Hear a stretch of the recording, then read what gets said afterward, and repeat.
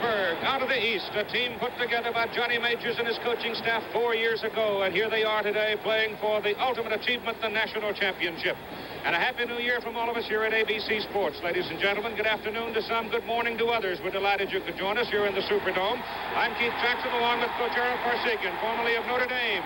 And the Georgia Bulldogs have just made their entrance, and I think you might feel that a few more folks came from Georgia than from Pennsylvania for a game. But, Era, I think this is the most attractive Super Bowl game we have had since you brought Notre Dame in to play Alabama in '73. Keith, we've got two fundamentally sound football teams here.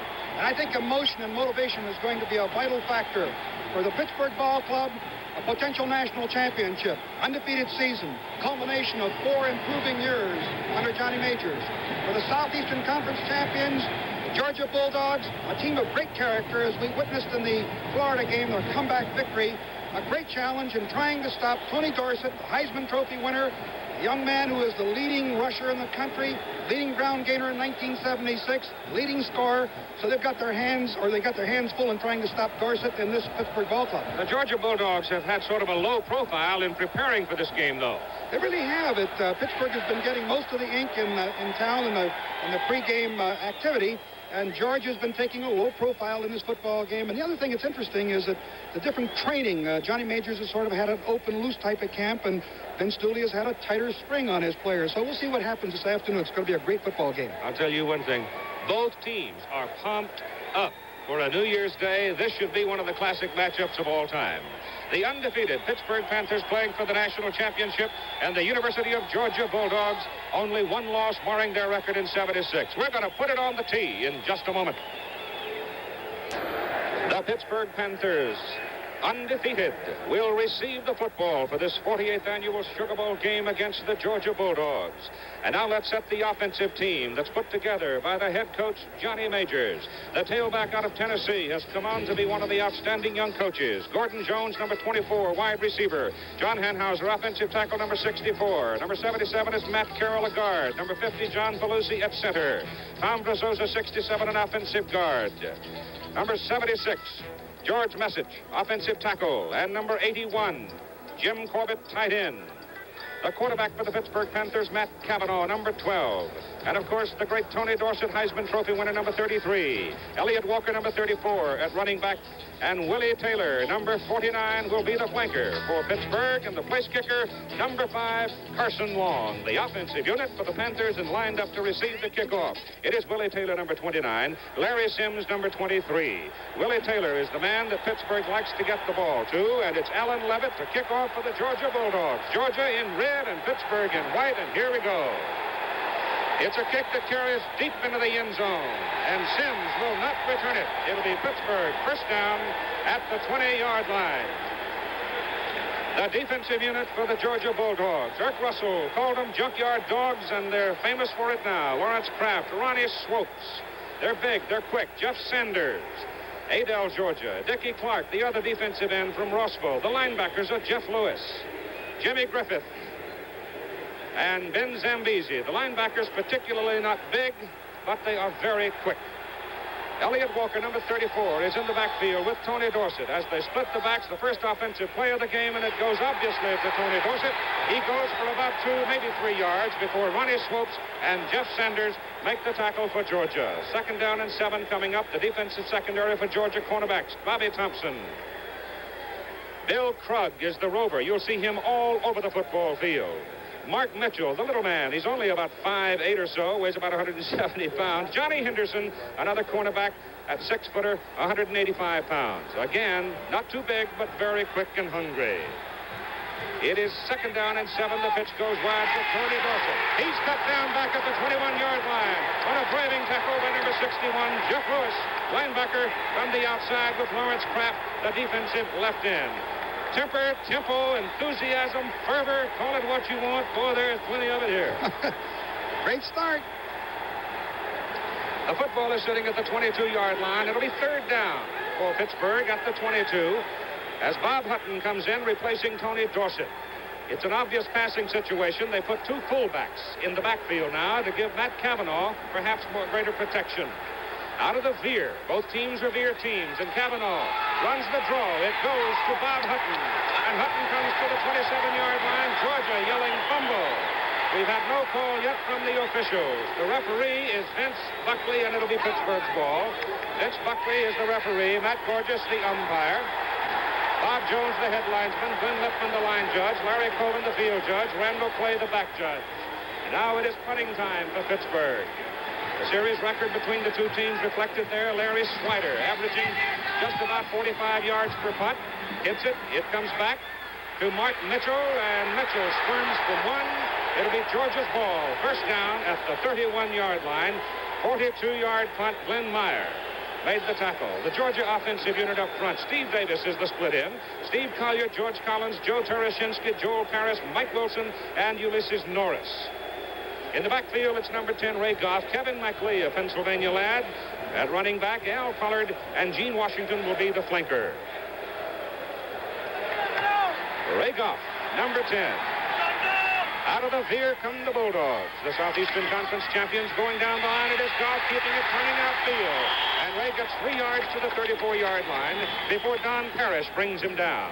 The defensive unit for the Pittsburgh Panthers. They line up this way, and it's a very good one. Ed Wilimowski, Don Parrish, Al Romano, Randy Holloway, and Cecil Johnson.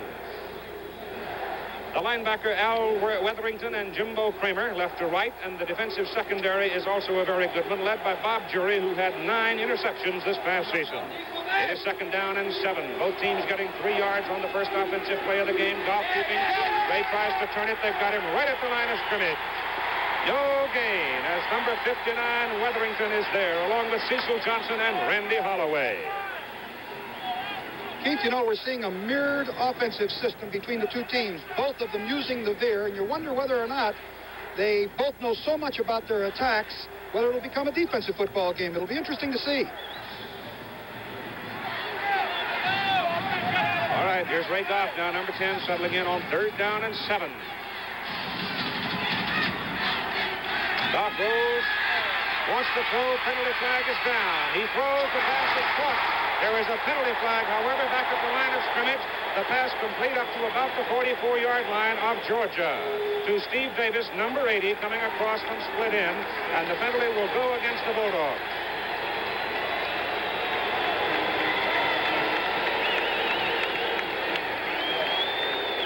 Have a look at Steve Davis, a young man out of Maryland.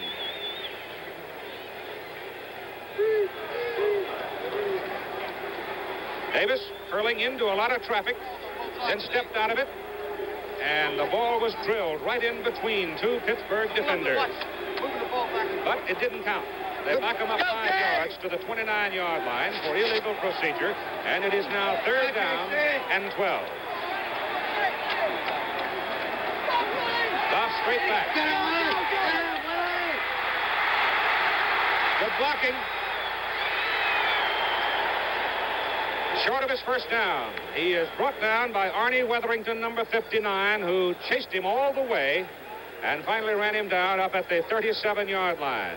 There's Vince Dooley wearing the cap. The reason he's wearing the cap is all of his hair's gone, because he met his promise to the Junkyard Dogs that if they won the Southeastern Conference Championship, he'd cut his hair, and he did. Here's the punt by Dukes. Beautiful kick by Bucky. Good one. Beauty. Fielded, and down goes the Pitt return man, Willie Taylor, inside the 20-yard line. A 47-yard punt. No score in the first quarter. The 43rd annual Sugar Bowl game, Pittsburgh and Georgia. This ABC Sports Exclusive being brought to you by Cotton Incorporated, the fiber company of America's cotton producers. The more cotton, the better you feel. By Chevrolet and Chevrolet dealers who invite you to see and drive Chevrolet's totally new 6-passenger car, the new Chevrolet. And by Light Beer, everything you always wanted in a beer and less. And we have no score with 10:57 to go inside the Superdome in New Orleans. Second possession of the ball game for the Pitt Panthers. The football just short of the 20-yard line. The ball is handed over the left side of the line, and it's a good offensive surge for Tony Dorsett, as the 192-pound senior from Aliquippa is brought down by Jimmy Griffith, 47, and Ben Zambezi, 44, linebackers for Georgia. This is only the second time, Keith, that Pittsburgh has looked at what we call an even defense or a wide 6. There is no man over the center's nose. once in a while, when the split end is off, they'll move a man over. But this is a little bit different look than they normally see during the course of the year. And here comes an unbalanced line. Give Dorsett 5. Second down and 5 out of the eye. The pitch goes to Tony. He gets 1 block. He gets 2 blocks. He's cut down hard by 44, Ben Zambezi, a junior from Macon. Watch Mr. Zambezi doing his thing. Very quick. Zambezi is the leading tackler on this football team, and he can really move. Number 44, as you see, roaming to the ball. This was a pitch out to Dorsett. Here he comes flowing all the way from the weak side linebacker spot and makes the play short of a first down. Football is sitting right at the 27-yard line. It is third down, and they need 2.5 yards. Georgia jumping around on the defense. They give it to Dorsett. He's hit head on right at the 30-yard line. Really popped, and again, Georgia is calling for the ball. That might be a fumble. That's the second time Georgia has been suggestive, and the officials confirm it. Ronnie Swopes, number 78. I'm not sure they have confirmed it yet, Ara. No, I haven't seen an official give the well, looks like they're going to give it to Pittsburgh. Yep. Well, I'll tell you this, Georgia sure is doing a lot of lobbying down around that ball. I guarantee you there were 11 of them pointing.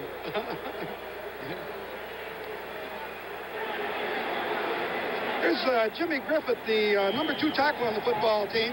He steps in, pulls in with Zambezi, I should say, and they stop Dorsett. We can't see whether the ball comes out here, whether it's late, but at least the officials gave the ball back to Pittsburgh, and it's a first down. First down.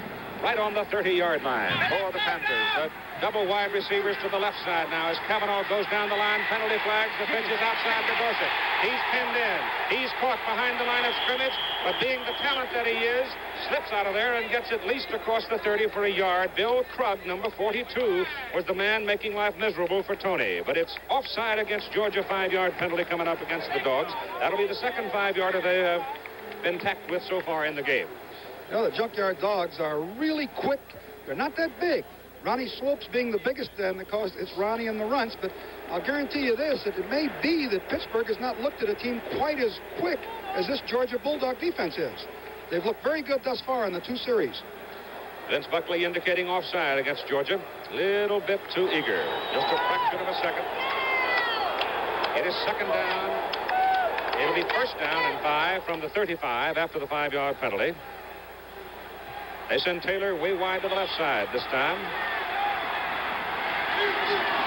And Cavanaugh hands it to the up man, the fullback, Elliott Walker. 200-pounder out of Miami, and he's across the 44. Another Pittsburgh first down, and here is Jim Lampley.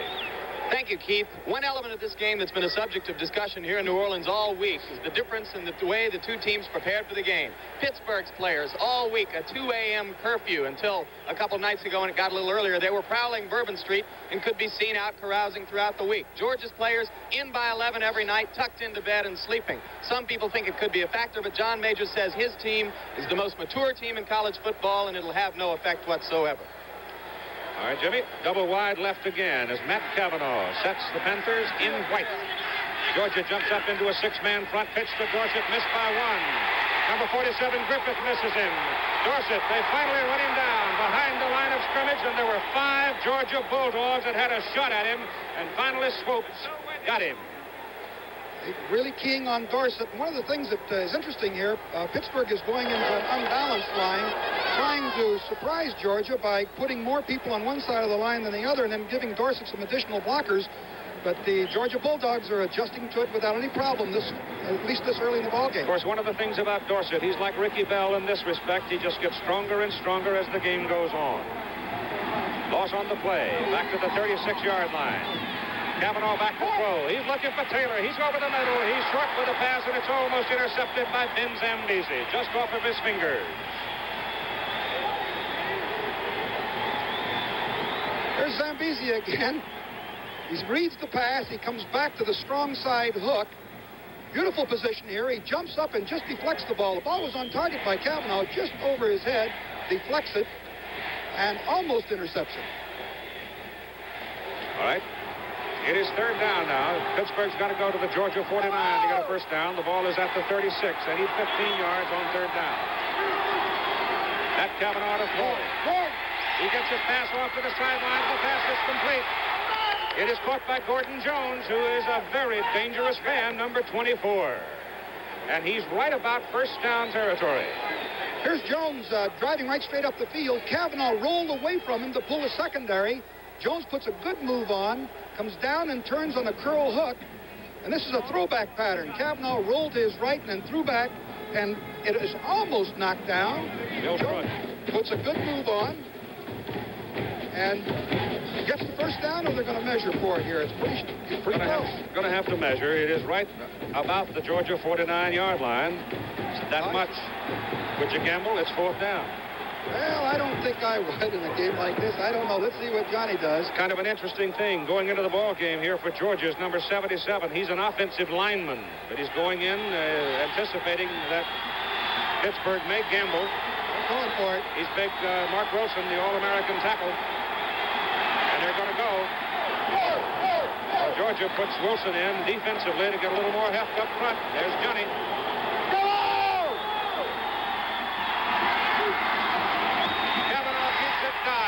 It'll be close, but I think he's got it. He took it over the right side, going in behind Tom Brazoza and George Messick. Pelusi, Brazoza, Wilimowski, and a couple of other of the Pittsburgh players have had the flu. And not quite up to their optimum level. But it is good for a first down as Cavanaugh took it right in behind the right side lineman. Pittsburgh now with 3 first downs in the game, and so far Georgia has only had the ball one time. And still has not gained the first down. From the 49-yard line, Cavanaugh hit at the line of scrimmage by Jeff Lewis. And that's the third hit in the game for Jeff Lewis.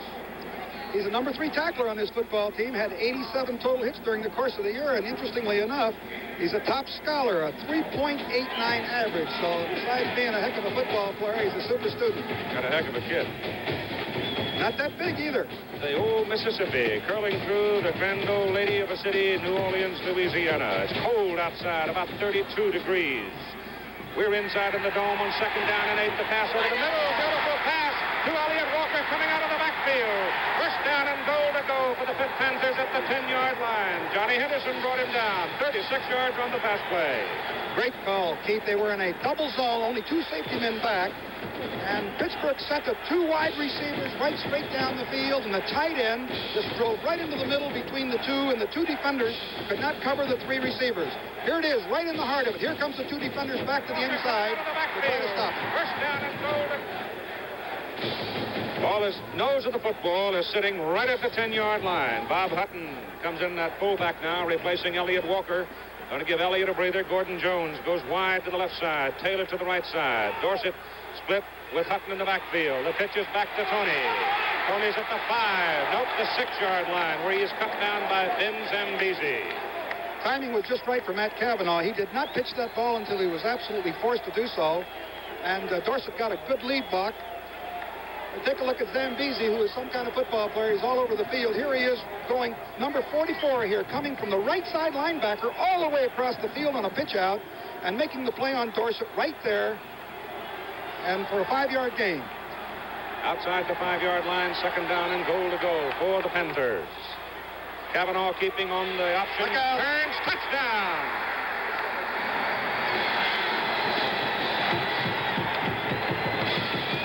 John Henhauser, number 64, knocked Ronnie Swopes out of the way, and Cavanaugh optioned it in. Beautifully executed. You could see it from upstairs there. You could see Cavanaugh had the daylight. He took it, and there wasn't anyone close. Well executed, well blocked play.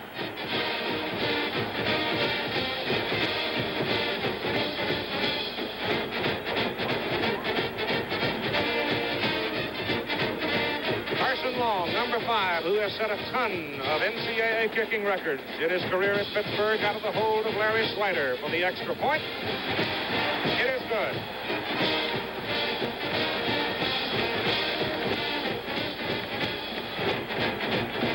Here's Cavanaugh's run for the first touchdown of the ball game.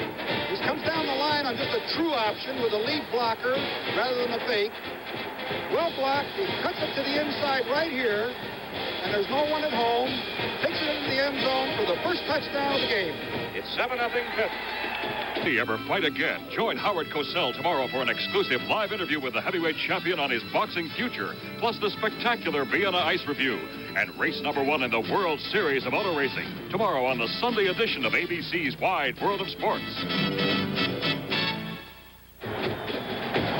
For the Pittsburgh folks' attention, Georgia Bulldogs are going to get their hands on the ball now for the second time in this first quarter with 5:44 to go, and Pitt going 80 yards for the first touchdown.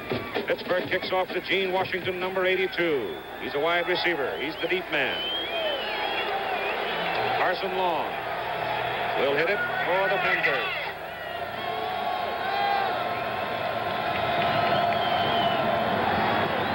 High kick. It's going to be short. It's up high, though. Willie McClendon.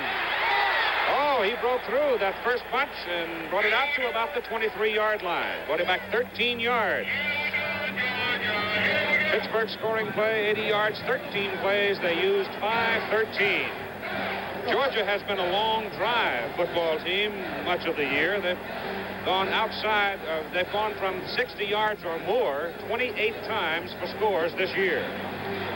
Now, they've been a plugging type team, grinding out that 3 and 4 and 5 yards and then coming up with a split end reverse or something like that to get the big play. Washington wide left. Goff, the quarterback. Goff coming down the line with it. Gives the ball. Bad pitch out. And the ball is covered by Goff. He delayed too long in giving the ball to Kevin McLee, and McLee had no place to go with it. Good defense by Pittsburgh. They had everybody on site. They had the dive man covered on the counter option. They had the quarterback covered, and they had the pitch man covered. They did a good job of defensing it. Loss is back to the 20-yard line for 3 yards. Second down, 13, Georgia. Pitt leading 7-0.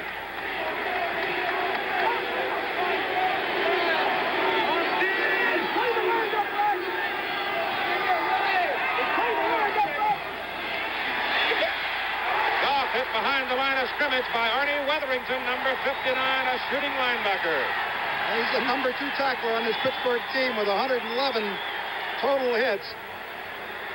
Now here's Jim.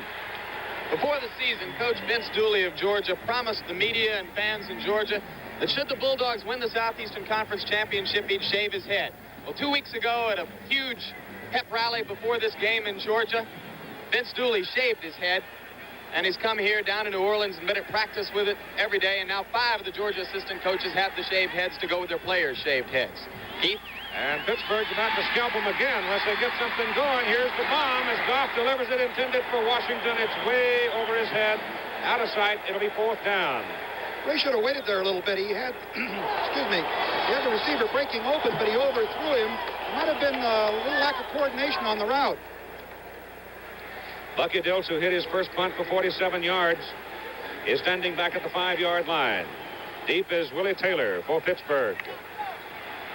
Left footer gets it off. Oh, another beauty. He really hangs the ball and forces Taylor to go fair catch inside the 35-yard line. He hung it up there a little bit more than 5 seconds, and he hits another 47-yarder. We have 4 minutes and 2 seconds to play in the first quarter at the Superdome of the Sugar Bowl, and Pitt leads at 7-0. Shaved head we were talking about earlier. Of course, the original idea came from the Georgia defensive coordinator, Irk Russell, whose head has been shaven for years and whose players did it to emulate him. Dooley has a toupee, which he's been wearing to public functions. Last night, he appeared for the first time without it and promised to go au naturel today for our cameras.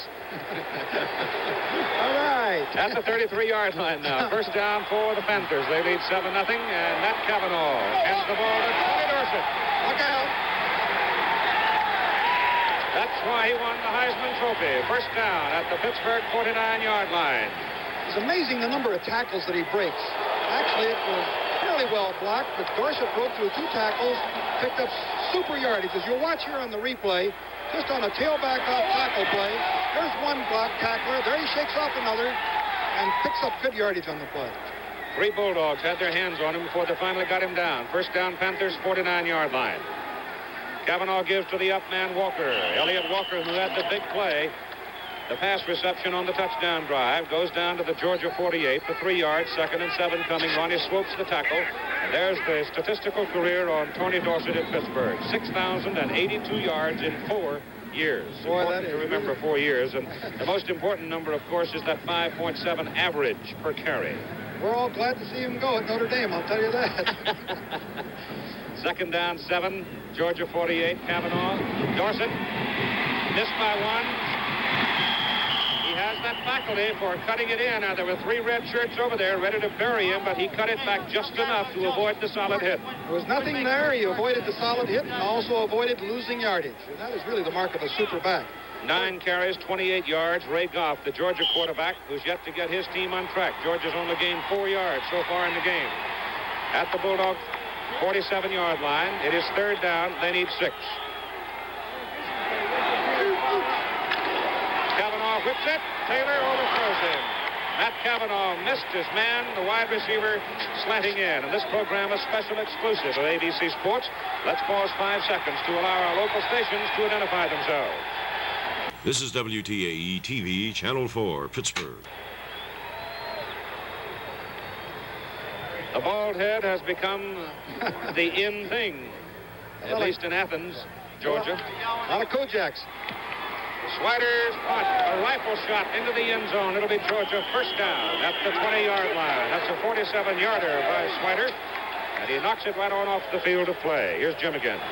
This is Jackie Sherrill, the man who's been the head coach at Washington State, and next year will inherit the #1 team at Pittsburgh. Jackie, some people think that you might not want Pittsburgh to win the game, leave you that pressure of coming back from national champions, but I know you want it. Yeah, very badly. It's for the young men. They've worked awful hard for 4 years, and it means an awful lot to them. You'll have some athletes coming back from that group. Yes, we have a very good Nicholas, and we have to have a good recruiting year, but we have some good kids coming back. Good luck. Thank you very much, Jim. Okay, Keith Jackson. Georgia first down from the 20. And Kevin McLean and Al Pollard in the setbacks position. They go to the fullback for the first time, Pollard, and he sticks his head in there for about 1.5 yards.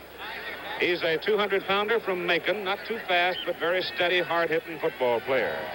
A couple of these Pittsburghers are going to be going with us to Hawaii for the Hula Bowl. Al Romano, the middle guard, and Tony Dorsett will be in the Hula Bowl, and you'll see it next Saturday live at 4 Eastern Time over most of these ABC stations. Second down, call it 8 yards to go for the Bulldogs. Ray Goff has a lot of room to run. Out to the 33, the first down of the ball game for the Bulldogs, as Jim Kramer brought him down to Pittsburgh. Ray Goff put a good move on, get the first down. Interestingly enough, Georgia has gone to the air. Goff has gone back to pass on a number of occasions early in the ball game. I wonder if they feel that they're going to have to throw the ball more to loosen up this Pittsburgh defense. The old city relatively quiet here today as New Orleans comes down to a standstill for this big matchup to end the 1976 college football season. Dome is full, some 75,000 people. Ray Goff looks over, doesn't like what he sees, calls time with 1 minute and 33 seconds to go in the first quarter.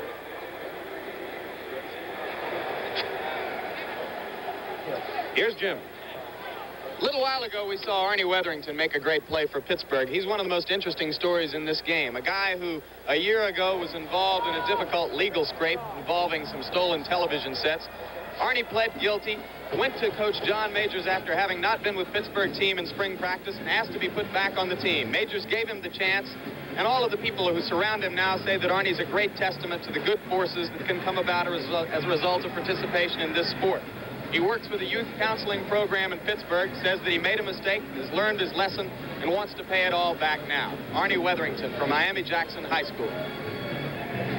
We've had a change, too, Jim, in that our list of officials has been corrected. Ed Ward is the back judge, working the ball game. Of course, they're playing on artificial turf here in the Dome.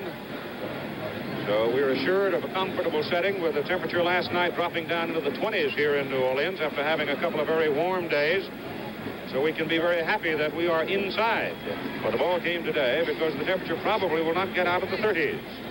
You know, Keith, Ray Goff, a sign of a well-coached football team. Ray Goff had a play on.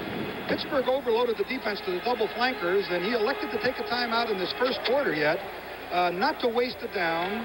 And I think it's good thinking on his part, particularly early in the ball game. All right, this ends Gene Washington to the left. First down, mark it on the 34-yard line of Georgia. Wants to throw it, doesn't have a chance. James Kramer, number 58, a 218-pound senior from Jeffersonboro, Pennsylvania, gets his man. He wanted to throw the ball again. He had a counter action and came down the line looking for the receivers, and before they were open, there was Jimbo. Right. You see 14, Jeff Delaney coming in here on a safety blitz. Washington was on a fly pattern, but he was looking short. Second down, 12 from the 32. Goff still got it. McLeod trailing. Goff got to keep it. That's a play they fumbled a while ago. He unloaded it again to McLeod, but he really doesn't give Kevin much of a chance to do anything with it. Well, the defense is, the Pittsburgh defense is recovering so well. They're overloading this side. It's very tough to run an option play against the defense that Pittsburgh is showing them. You got a flag on the field, and you had a big pile going into the sidelines. I don't know where or why or what it might be. It could be a late hit over on the sidelines. It could be a little bit of a scuffle erupted on the sidelines, too. Yeah, I can't tell. Personal foul. It's against Pittsburgh. It's against Georgia. Oh. That'll wipe it off. We'll do it again. Offsetting penalties. Well, there's Ferber and some fever. Couldn't see it from here. I don't know whether it happened on the sideline. Is this Felder, 37, coming over? Let's see. Oh, yeah, he's clear. Yeah, he's clear out of bounds here. They should have pulled up. They were way out of bounds there. That's the... Apparently some Georgia partisan retaliated on this. Somewhere, yeah. An offsetting penalty. It is third down. The football is marked just short of the 34.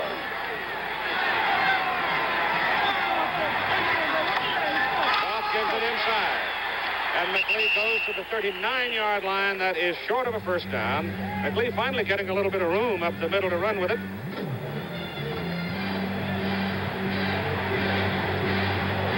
And we're told now that it was Kevin McLeod who did the retaliating for Georgia to effect the second call or the second penalty flag. So whatever, here's Georgia punting. Bucky Dilts all day to hit it. 47 yards on 2 kicks, and he hangs it up till it gets frosty. Fair catch by Taylor. Back at the 20-yard line again, he hung it 5 seconds. 41 yards on the punt. Well, coming into the ball game, Pittsburgh had the edge statistically in the kicking with Larry Swider of Pittsburgh averaging 44.8 and Bucky Dilts only 39.4. But in his 3 kicks here, he is really booming that ball up high, and there's no return, and he's getting good distance. People have not run the ball back against Dilts much this year. He gets it up there so long that you hear all those thundering hooves coming down. It's always great for field position, too, as you see. Mark it on the 21-yard line now for the white-shirted Pitt Panthers. They lead with 21 seconds to go in the first quarter, 7-0. Matt Cavanaugh gives it to his fullback up front. It was Dorsett. And it is Dorsett working out of the fullback position. Now remember, against Penn State, Dorsett was relatively quiet in the first half. But in the second half, Majors moved him up into the fullback position of the close back out of the eye, and he had a big second half. Time running out, first quarter. We've played one. It's Pitt 7-0 over Georgia. We're ready now for the second quarter of play at the 43rd annual Sugar Bowl game in the Superdome. Second time the Sugar Bowl game's been played under the dome, and Pittsburgh leading 7-0. The numbers for that first quarter give Pitt a decided edge.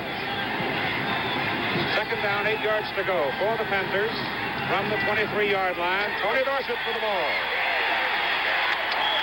Good defensive play over there. I think you're going to get a holding call here against Pittsburgh because they had a couple of Georgia defenders hung up. Lawrence Kraft kept stringing the play out. Nope, it's an illegal procedure call against Pittsburgh. But they stuck those blocks in there so long on Kraft, I thought somebody had him with a shirt tail.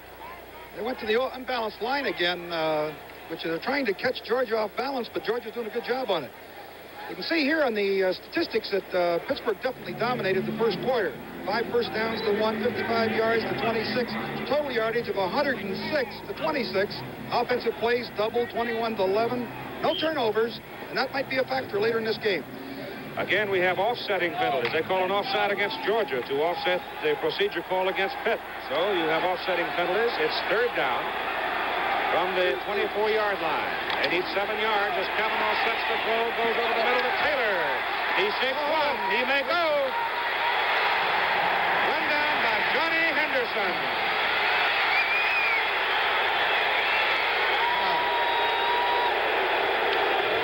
Well, that Cavanaugh can throw it, can he? Taylor ran through what appeared to be a good chance for a tackle. He just broke it, took off, and it was Johnny Henderson who finally got it. Here's the play. They're in 4-down area. Now, of course, here's Cavanaugh rolling out. He almost gets blindsided here. You can't see it. There's the ball right on target to Willie Taylor. He shakes a tackle, and it looks like he might go. Fumbles the ball as he hits, but it was called dead. Let's see. Boom. Came out after he hit the ground. 39 yards on the play. 3 out of 5 in passing for Kavanaugh. 90 yards. First down, Pitt. Georgia 37-yard line. Kavanaugh run down just about the line of scrimmage by Jeff Lewis and Jim Griffith. You're interested in knowing how Dorsett is doing. In the first quarter, he carried the ball 10 times for 31 yards. Pitt leading 7-0 with 13:50 to go in the first half. The Panthers averaging better than 32 points per game this season. Ball is at the 37-yard line of Georgia. Second down, 9. Walker and Dorsett are the setback. Kavanaugh throws that little short pop, intended for Gordon Jones, and complete, threw it low. Yep, Jones wide open.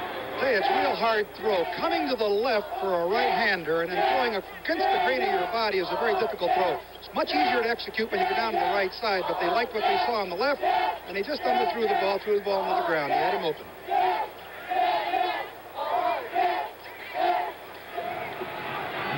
It'll be third down and 9 yards to go for Pittsburgh at the Georgia 37.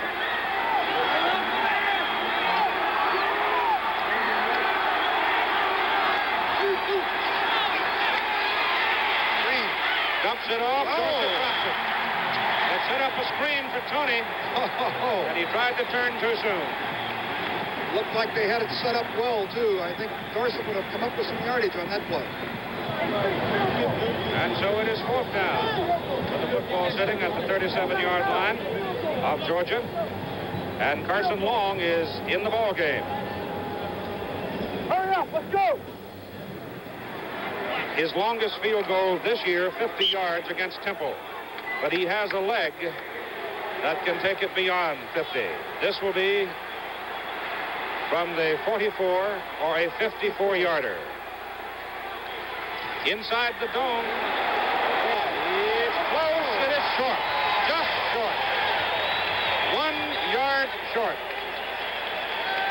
So Georgia holds and takes over with 13:20 to go in the first half, trailing 7-0. If Pittsburgh had any need at all for extra incentive in this game, they got it this week from a very unusual source. All week long, Coach John Majors has been very upset about the things that have been said on the West Coast by Bo Schembechler and by John Robinson about how the Rose Bowl ought to be played for the #1 ranking. Last night, Majors, with his final quote, says, those people say knowledgeable football people know the Rose Bowl is for #1.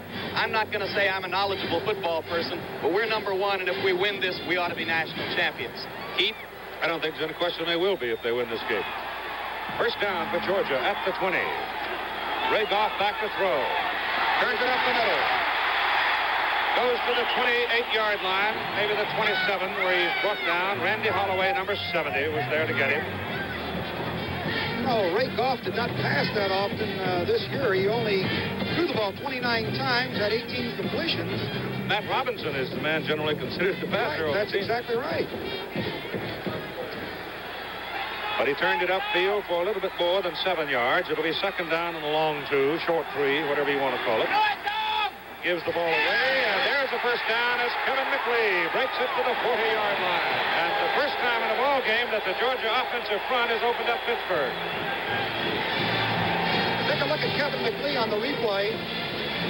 I say, yes, Romano's the middle guard and comes to the side. Now watch him go right by him, right here. Romano stunned it to the outside, and McLeay took the inside on him and picked up the first down out to the 40. Market on the 39. First down, Georgia. This time the ball goes to Pollard. And Al Pollard wiggles it up to the 43-yard line and got about 4 yards. And tomorrow at 4:30 Eastern Time, the premiere of the Sunday edition of ABC's Wide World of Sports. Live interview with Muhammad Ali, the Inner Ice Review, and we'll have the World Series of Auto Racing, the International Race of Champions. 4:30 Eastern Time, 3:30 Central and Pacific over most of these ABC stations. Second down and 6. Ball goes to McLeay again. And he pops in there for a couple of yards. It runs right into Al Romano, 225-pound senior from Solvay, New York. Third straight time they tested that inside area. And I think they want to grind that ball out if they possibly can, maintain possession of it. Don't think you can do it against Romano, Holloway, and Parrish. It'll be tough duty. Tough duty. Georgia trailing 7-0. just now beginning to show some offense. Goff keeps it. Gives it to McLee, running to the sidelines. He's shoved out of bounds up around the 46, close to the 47. He is short, however, of the first down. James Wilson, number 21, pushed him out. Good defensive support by Jim Wilson. Left cornerback came up very rapidly and avoided the first down, and of course this forces Georgia in the kicking position. On 4th and 3. See if Levitt puts another one up in the air. Duke. Bucky. We almost hit the screen with it.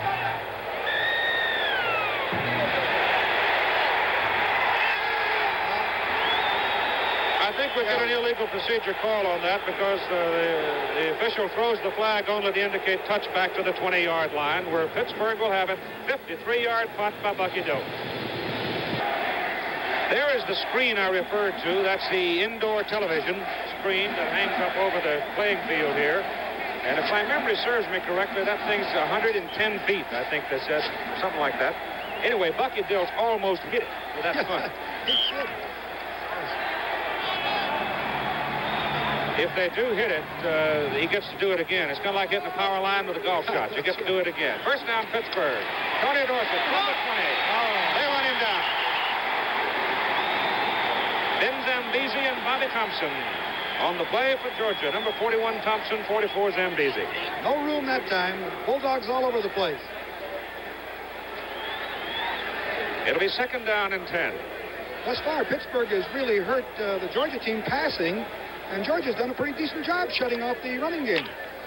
There's the Old City. Old out there.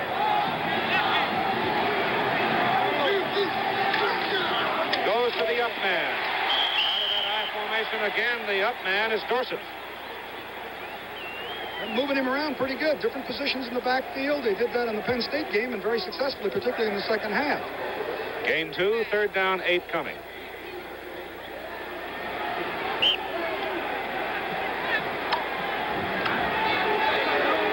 Taylor wide to the left. Gordon Jones to the right. Cavanaugh on the option. Runs away from one.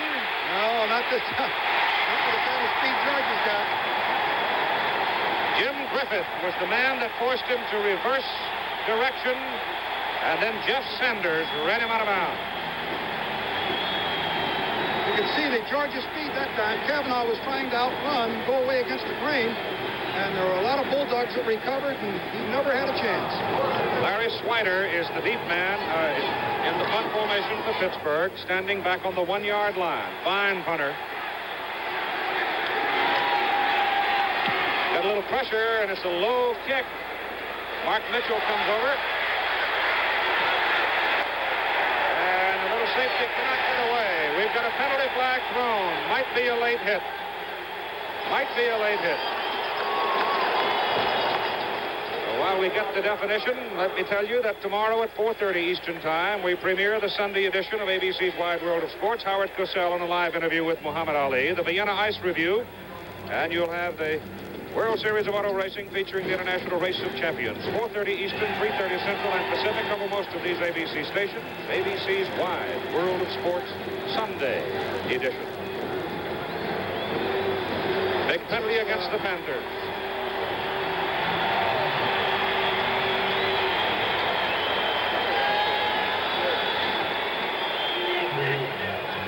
Now Georgia has the ball in Pittsburgh land. I guess that's the first time in a ball game, isn't it, Jimmy Ripps? I think so. At the 47 of Pitt, first down Bulldogs.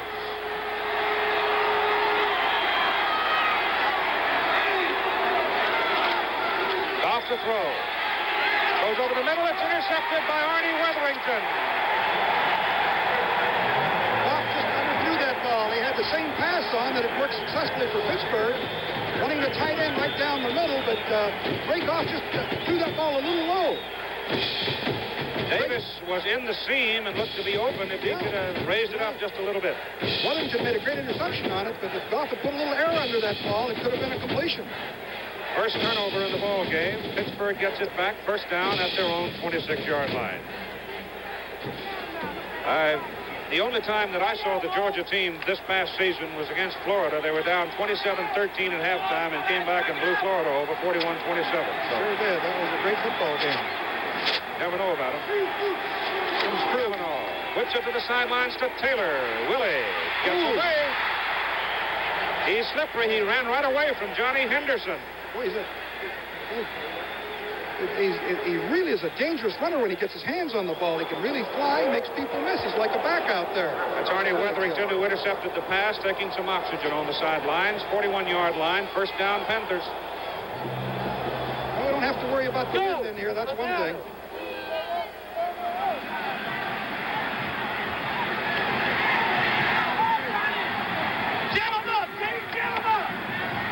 Ball is given to Carson. He's buried, maybe short of the line of scrimmage. Ran right into Zambezi and Swopes. Georgia's doing a great job against the running game. As I mentioned earlier, the passing game is what's hurt them. And they're staying in there as far as the running is concerned. Of course, when you load up against the run, you got to give up something somewhere, don't you? Yeah, they're giving up a little bit, I think, with the secondary. But you have to stop this Pittsburgh team. They're a well-balanced ball club. Kavanaugh can throw the ball. And as we've already seen, Willie Taylor and Gordon Jones can make people miss. And then they go with a double flanker out there. This could be a passing down. Kavanaugh's gone 4 for 8 and 105 yards so far. He whips it. He's got it. Walker, look out. He's gone. Gordon Jones, number 24. Just like the play that worked to Walker. Except Jones came from the other side. And again showed you strength, because we've seen time and again already these Pittsburgh receivers break tackles. Well, Keith, that time Kavanaugh came down the line to make it look like an option. The secondary, or I should say the linebackers, came up to support it, and then Kavanaugh delivered the ball to Jones. There was nobody there except one man to try to stop it, and both of those wide receivers can fly. Right. Now I think we can define where Georgia's giving up something in the secondary, because both late completions have been in the same area. Right. Here's Carson Long for the kick. Drilled it. Somebody got a souvenir and went through the screen. Here's the score now. Watch the quickness and the strength. Well, watch Kavanaugh come down the line, then throw the ball to Jones, and he just breaks the tackle and it's all over with. Goes all the way in. And again, we've got one thing about this Pittsburgh team, it's not a one-man club. Now here's Bill Krug. He's the rover, and he's literally blitzing on the play. He's in the offensive backfield, and there's the hole. Right, but he's way away from the action. But Krug is a big play guy, I'll tell you that. He'll come up with something. Here's Jones, just comes right down the field, turns to the inside as Kavanaugh faked the run, caught the pass, shook off one tackler here, and of course then he's headed for the goal line.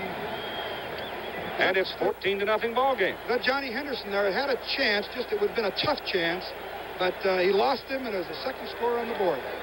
At 8:33 to play, 8 minutes and 33 seconds to play in the first half. 74 yards, they take it. Gene Washington will be the deep man as Gordon Jones is accepting congratulations on the sidelines as number 82 for Georgia. Showing some respect for Carson Long's leg, isn't he? He's standing back. Long can put him away. Got it up in the air. Very high. Forward. Bobbles. Oh, ho, ho. Into the crowd. Oh, there's a flag. Long shoved him out. I think we're going to put another 15 on top of that, Keith. He almost peeled it out, and Carson Long was over there, and I believe it was Carson that hit him, shoved him. Pittsburgh probably complaining on that, because when you're playing with the intensity that they're playing here today, well, that's what's going to happen. They hit him, I think, when he was out of bounds. Let's see here now. There he is. He goes on out of bounds. Carson. Well, right there, yes. He's way off the playing field there. Right. It's a good call. So they add 15 to it, and Georgia has the ball up at near the 45-yard line. Take another look at it here. It's Carson Long. You see, he's about got to be 3 or 4 yards off the field, and he continues pushing and shoving, and of course the call is proper.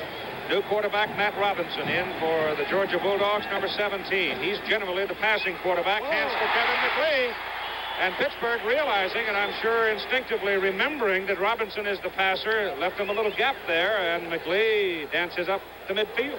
We may see more of this draw screen technique because Matt Robinson's got a great arm, can throw the football, and has had a good year. Of course, I was surprised that Goff put it up so often. Second down. Better part of 5 yards to go. McLeay again. And he muscles to about the 47 before Randy Holloway. Big junior tackle from Sharon, Pennsylvania, makes the stop, number 70. In our opening game of the season, Randy Holloway had a great football game against the Fighting Irish. And he's played well all season. Big fella. 47. Might go for the big one here. I wonder whether, or just the first down. It's 3rd and short. 3rd and 2.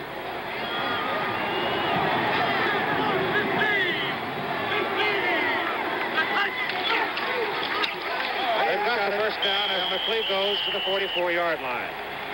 You know, this McLeay is quite a runner. He carried the ball 218 times for 1,058 yards. That's almost a 5-yard average.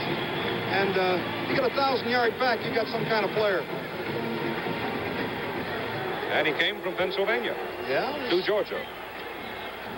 Teammate of Chuck Muncie, I guess, a long time ago. Yep. McLeay is 8 for 35. 8 carries for 35 yards. He's doing all right. Georgia needs a touchdown.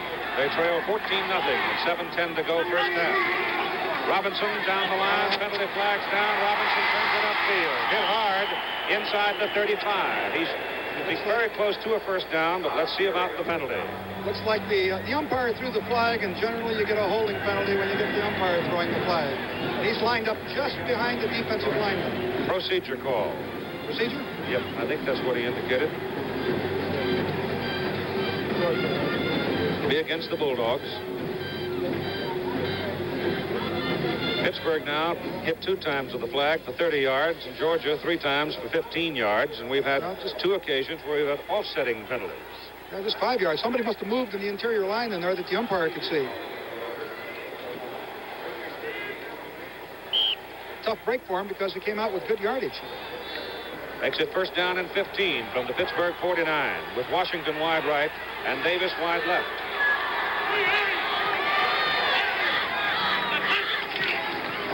Throw it. Matt Robinson throws it out short, intended for McLeay, and number 68 was right over there for Pittsburgh, coming out of the defensive tackle position, Don Parrish, and he was really in the way. I'll tell you, that was well defense by Pittsburgh. They had everybody covered. They had both the flanker and the tight end coming off the line of scrimmage, the backside halfback flaring out. They had 3 receivers to the side, and Pittsburgh had pressure on the passer as well, coverage on each receiver. TD on the sidelines. It is second down and 15 for Georgia.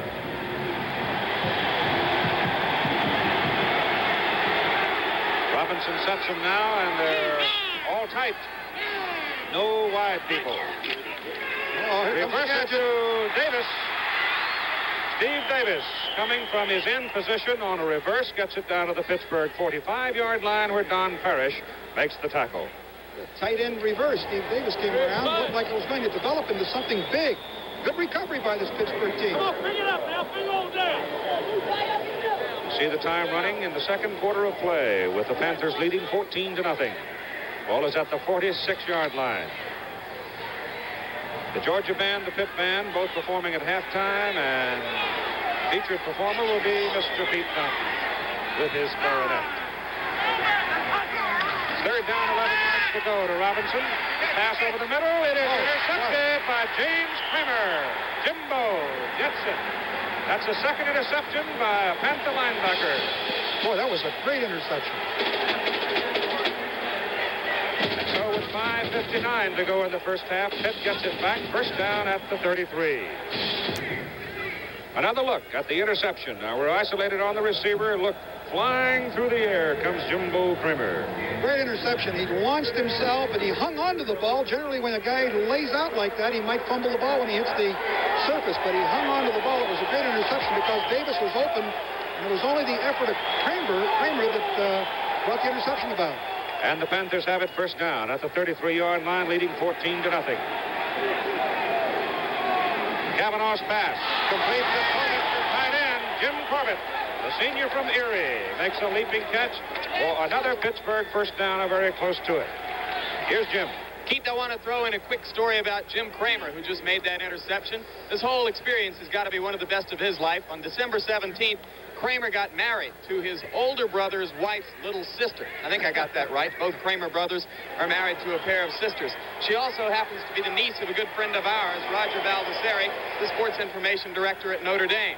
Kramer went to Ohio State his first 2 years of school, had a very bad personality conflict with Coach Woody Hayes of Ohio State, didn't think he was getting enough chance to play, transferred away from there to come to Pittsburgh, and now he's a second-team All-American linebacker, honeymooning here in New Orleans and enjoying it with that interception. And it's a first down for Pittsburgh on the completion to Jim Corbett. Kavanaugh 6 out of 10 for 175 yards here in the first half. It goes to Walker, the fullback, number 34, and he gets it out to the 48-yard line before the Bulldogs can plant him. That's 4 yards, maybe 5. Looks like the Bulldogs are going to have to loosen up with their linebackers because they've got them up in there tight. They're really vulnerable to the pass, and of course Kavanaugh's been hitting, so they better give a little bit more on the ground rather than the explosive passing game that Pittsburgh has shown thus far. And we're playing inside the dome in New Orleans. It goes to Walker again, and he's across midfield to the Georgia 48-yard line. He's about a yard shy of the first down, and the crowd watching this 43rd Sugar Bowl, 76,117. That is a new football record at the Sugar Bowl. Johnny Majors took over a Pittsburgh team 4 years ago that had not had a winning season in 10 years. And continual improvement each year up until this undefeated team, and now they're ahead 14-0 in the Sugar Bowl Classic. Johnny's headed for Knoxville in Tennessee. It's Walker again over the right side. Third down and a yard and a half, he gets the first down as he cracks the Georgia 45 to near the 44. Lawrence Kraft from Fort Rucker, Alabama, makes the stop. Georgia's doing exactly what I mentioned earlier here. They're dropping off their linebackers a little bit, loosening up to try to shut off that passing game, which is so explosive. But in the process, this Pittsburgh team is starting to pound out 3 and 4 yards. Pittsburgh is gone now, Era, for 239 yards to Georgia 68 in the first half. That's a lot of offense. Kavanaugh to Dorsett. Oh, look at that move. Wow. Oh, boy. All the way to the 22-yard line. First down for Pittsburgh and a great run by Tony. Mark Mitchell brought him down 23 yards. The man standing right there to make the play for no gain. And he just absolutely puts a move on with his speed. And also his mobility, runs right by him and comes upfield. This is a key series of downs, I think, for the Georgia Bulldogs. Oh, is it ever? You know, we saw him overcome a 2 touchdowns deficit in the Florida game, but 3 touchdowns is going to be awful tough. Tony now with 56 yards on 15 carries. Kavanaugh down the line. He is caught from behind. There's a heck of a defensive play by Ronnie Swopes coming out of the interior line. Sure was. Great play. He saved the ground gainer that time. I think it's key here for the Bulldogs. With 3:34 left now, if they can keep Pittsburgh out, I think they can be in this ball game. But if they yield a touchdown in this, it's a 25-yard line on in, boy, it's going to be tough in the second half for them. Loss of 2, second down 12, just inside the 25 of Georgia. Kavanaugh pitches to Dorsett. Penalty flags down as Tony gets out there, jukes a couple of times and loses 2 yards. There's just no way he was going to get away that time from Krug and Kraft. That Kraft, he shadowed him right all the way. Dorsett put on about 16 moves, and Kraft put him right on with him. Of course, that Kraft's quite a football player. Procedure call against Pittsburgh. Tomorrow at 2 Eastern Time on ABC, the season premiere of the Superstars this week. Oh, it's a whole lot of fun, I'll tell you that. You'll be watching Bob Cousy, Jimmy Taylor, Peter Snell, Jim Ryan, Floyd Little. A lot of the veterans, men who made sports history in this country. So join us tomorrow at 2 Eastern Time, 1 Central, and Pacific Time over most of these ABC stations. Of course, the American sportsmen follow Superstars, and then comes the Sunday edition of ABC's Wide World of Sports. 3:08 to go in the first half. They refused the penalty here, took the down, I believe, Keith. Loss of 2 by Dorsett, so the ball is back now at the 26-yard line, and it's third down. Third down, and they need 14 yards for the first down. Gordon Jones is wide right. Willie Taylor wide left. Kavanaugh's pass intended for Taylor. He's got it down on the 14-yard line, maybe the 13. He's wrestled down by Johnny Henderson. Just short of the first down, I believe. It'll bring up fourth and about 2. Take a look at Willie Taylor here, number 29. Wide receiver here. He drives up the field like he's going to go deep. Well covered. Plants his right foot, turns back in what we call a comeback sideline. He comes back to the ball to make it very difficult for the defender. Catches the ball here. And, of course, he's tackled, and he's just short of the first down, I believe. Pittsburgh takes timeout. Both teams now with 2 timeouts remaining. They need about a yard. Pittsburgh's a hard team to hold out. They really are. I'll tell you, the one thing about this Pittsburgh ball club, everybody talks about Dorsett, and of course, he's been a super great back, unquestionably, but they've got great flank receivers. They've got a great quarterback who can throw the football. We've got a lot of action going on the sideline here. Let's see if we can see what's going on, what they're going to call. Kavanaugh talking with the coaches. We just need a foot, Bill. Right tight, 20. Then we got to have it, Matt. Right tight. Something. They need a little more than a foot.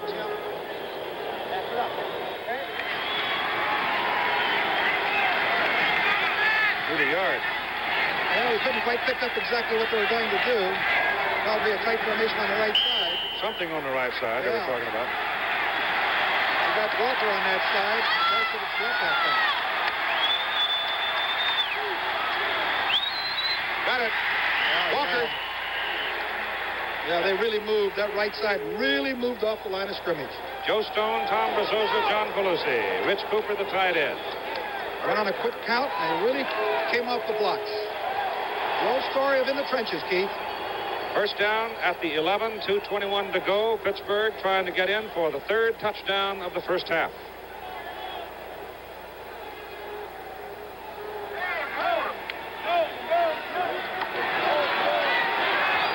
Kavanaugh's had a super first half. Woo. Matt delivers it to Tony. Oh, look out, he's got the corner. Touchdown, Dorsett.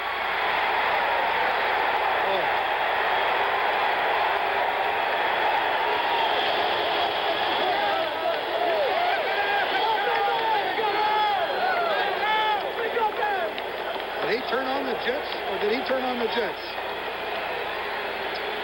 Bob Hutton threw a big block.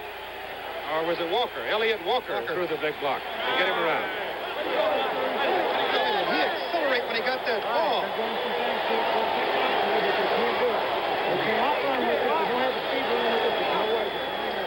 Carson Long for the extra point at 2:02 to go in the first half. He drilled it. And the Pittsburgh Panthers, who want to be number 1, lead the Georgia Bulldogs by a score of 21-0. And they are putting it up right here in the Sugar Bowl. Here's the option play by Kavanaugh, just a true option with a lead blocker. He comes down the line, flips the ball out, gets a great block there by Walker, and look at the speed and the acceleration by this Dorsett. He just literally runs by, I believe it's Larry Kraft. You're looking down at the old Sugar Bowl. That is Tulane Stadium. It's an outdoor stadium. Just 1974, Nebraska defeated Florida in the last Sugar Bowl game played there. Located literally in the heart of the city of New Orleans, and then you come on over toward the river, and there is the Superdome where we are today for the 43rd annual Sugar Bowl game, where the Pittsburgh Panthers, top ranked in the country, are leading the Georgia Bulldogs by a score of 21-0. And Carson Long now approaching to kick off. Pittsburgh, with 2:02 to go, he puts it way up in the air to Gene Washington at about the 6. Penalty flag as Washington comes to the 28. I don't know if that's a flag or if it's a pad. It's a pad. A shoe. Somebody's shoe. Looked like a flag for a minute, didn't it? I see those foreign objects on the field, and especially if on a kickoff return, mistakes can be made so easily. At the 28-yard line of Georgia, Bulldogs down 21-0, have the ball. Matt Robinson, the quarterback. And Gene Washington coming. Georgia quarterbacks have been intercepted twice so far in the game, both times by Pittsburgh linebackers. Robinson back to throw. He throws, and Washington had cut on the pattern back inside, and there was nobody near the football. No coordination on the pass route. I guess Robinson thought, who was that breaking down? Was that Steve Davis? No, that was Gene Washington, yeah. He took the fly pattern right up the field, and I guess Robinson thought he was going to run an out pattern to the sideline. Wasted down. Oh, they're loving it. Right now, they're loving it. Second down. 10 yards to go for the Bulldogs. Robinson will put it up again. Throws short. Incomplete. The pass intended for Al Pollard, the fullback, coming out of the backfield. At halftime, Chevrolet Motor Division will present Coach of the Year awards. Bill Fleming will have that special feature for you. Participating, Mr. Bob Cook, who is the general sales manager of Chevrolet. Coach of the Year at all three divisions, and a great show with Pete Fountain, the Georgia Band, and the Pitt Band. So settle down and enjoy yourself. Try to remember all the fun of last night. Third down and 10. Robinson getting some heat. Passes away. The pass is complete to Steve Davis on a rolling, tumbling catch upfield at the 47-yard line. Don Parrish and Randy Holloway were the two men trying to take Robinson's arm off. There's Steve Davis coming from the far side of the field. Robinson's forced out of the pocket. He just crosses over the middle, gets in between linebackers there. You see Weatherington 59 coming over, makes a great catch. The ball is low, but he makes a super catch. And it's first down for Georgia at the 47-yard line. Matt Robinson gets his pass off. That is incomplete. And Georgia folks are screaming for interference as he was cut down by Bob Jury, number 31. Hey, that was close. The ball was right in the neighborhood, so he got away with it. Let's see if he... I don't know whether he stumbled and fell here or whether he actually tried to block him here. Jury cut him down. Well, he blocked the man when the ball was in the air. That's interference. The ball was going right over the top of him, though, when they made the hit. Right there. Contact is made. You can see the ball coming into your picture right there. Contact is made. And you have an interference that was not called. Second down 10. Robinson's pass blocked. Blocked by Don Parrish, number 68.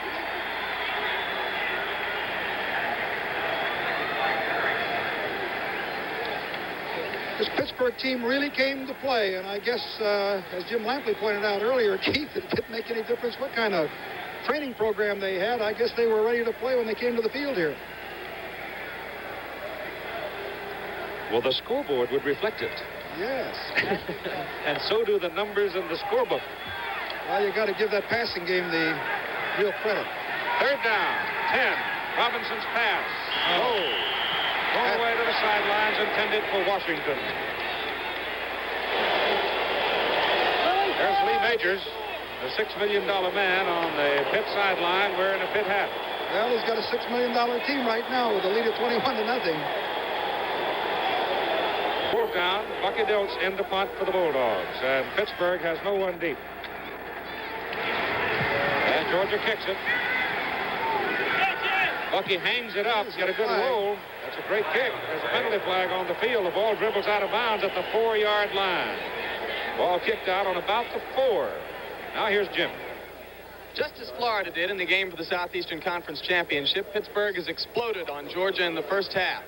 But now Coach John Majors is going to have to tell his team about Georgia in the second half. One of the most remarkable statistics we've seen on a team this year. The Bulldogs had given up a total of 30 points in the second half all year. Just 6, 2 field goals in the third quarter.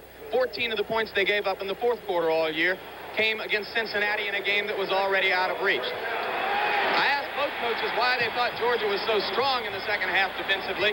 Coach Vince Dooley said it was partially related to what he calls the intelligent fanaticism of his defensive coordinator, Irk Russell. His teams are very intense, very well drilled and well schooled, but they play extremely emotional football and get stronger as the game goes on. They ought to be back in this game in the second half based on their record. Keith? Penalty goes against Pittsburgh, giving Georgia first down at the Pitt 39. Pass to Gene Washington, thrown by Robinson, has really drilled at Gene, and he actually didn't have much of a chance to do anything with it. Well, Keith, on that punt, James Wilson, the left halfback, I think had an infraction as Georgia was going down to cover the ball, and while the ball was in the air, it's still in the possession of Georgia, so that the penalty was assessed to Pittsburgh, and they maintained possession. And of course, Georgia's going to have to hang on to the ball. Only 1 minute left in the first half. 1 minute at the Pitt 39, second down 10. Robinson goes deep for Washington. It's intercepted at the 10-yard line.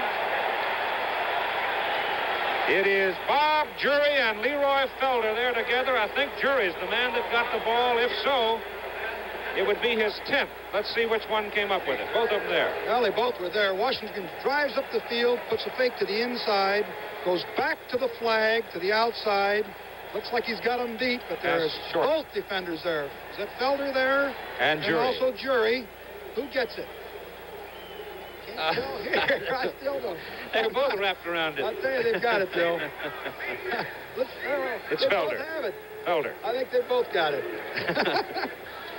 Whatever, Pittsburgh's got the ball just outside the 10-yard line. And they'll just run the clock out now as they get it in motion. Georgia, with 2 timeouts, may choose here to spend them, trying to save the time. But the clock is still running with 40 seconds to go in the first half. I think, of course, Pittsburgh, this is a dangerous area when you're fooling around with the ball back inside your own 10-yard line. Any kind of error, of course, could give a quick 6-7 points to your opponent. So you want to play conservative down here, and that's exactly what Pittsburgh is doing, and it's exactly what I would do if I was coaching. Clock running at 20 seconds to go now, as Kavanaugh will probably take the snap and just sit down with it. Whistle stops it now. Looks like Georgia may spend a timeout. They had 2 timeouts remaining. And they do call time. They have one left one more, now. yeah. With only 15 ticks remaining on the clock to halftime, 21-0 Pittsburgh. Georgia with 1 remaining timeout, killing the clock. I'm a little surprised they didn't spend it sooner. Yeah, I'm too, Keith. They could call timeout right after this 3rd down play and force a punting situation on 4th down. Which they probably will do. The ball is back at the 7.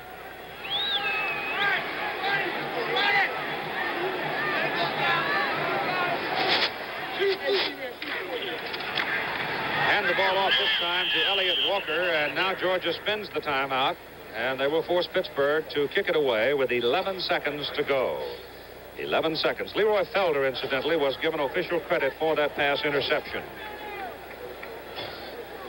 The Goodyear blimp is sailing over the city of New Orleans, Louisiana, with Chuck LeBeau as the captain, Bill Sullivan, our cameraman, and Al Epstein, the video, providing that picture of this great old city. And it has been festive this week. It's like Mardi Gras, they tell me. Sugar Bowl Committee does an outstanding job in making everybody comfortable. And it is quite a chore.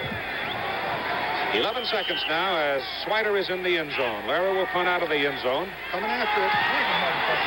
Gets it away. Good one. Mitchell.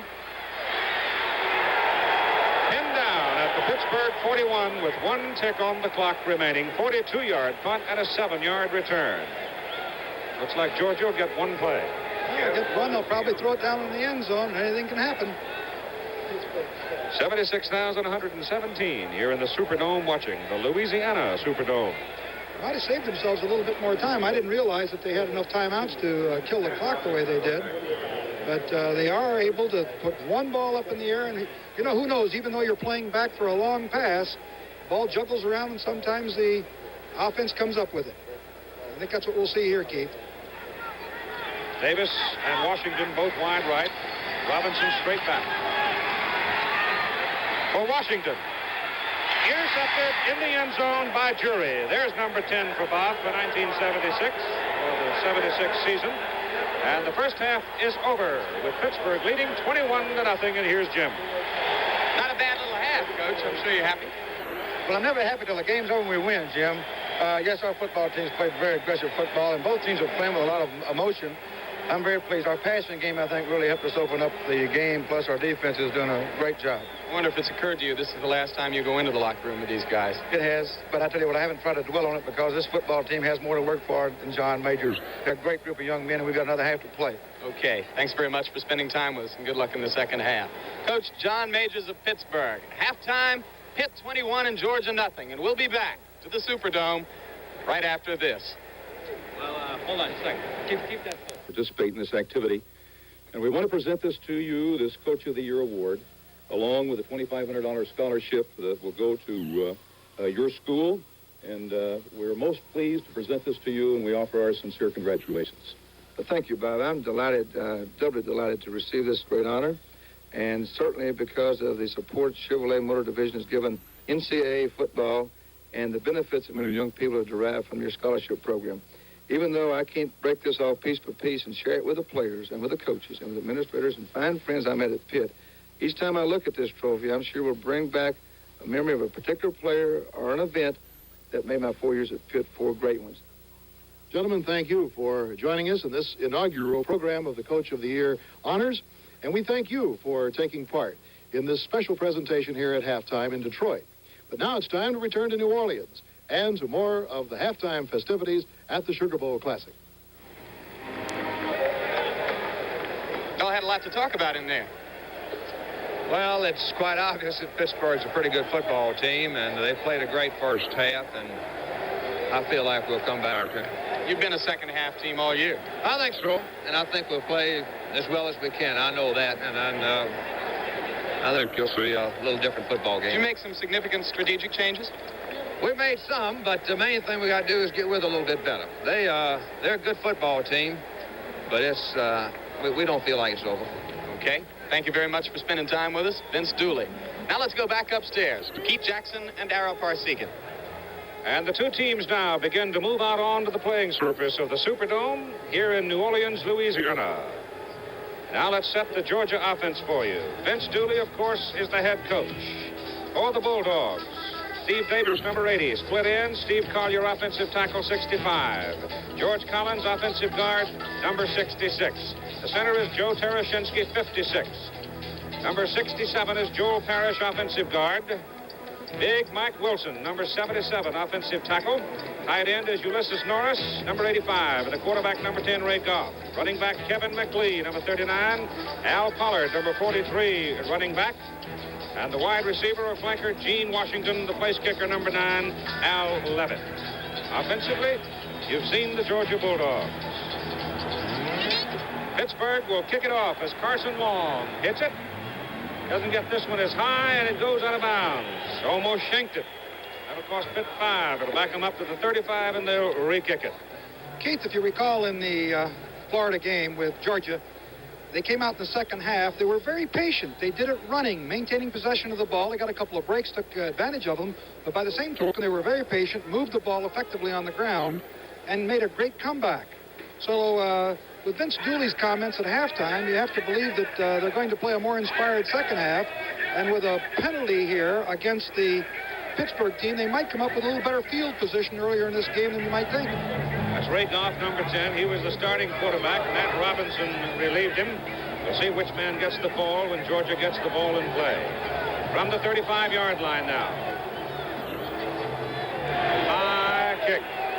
Washington comes all the way out to the 13-yard line to take it.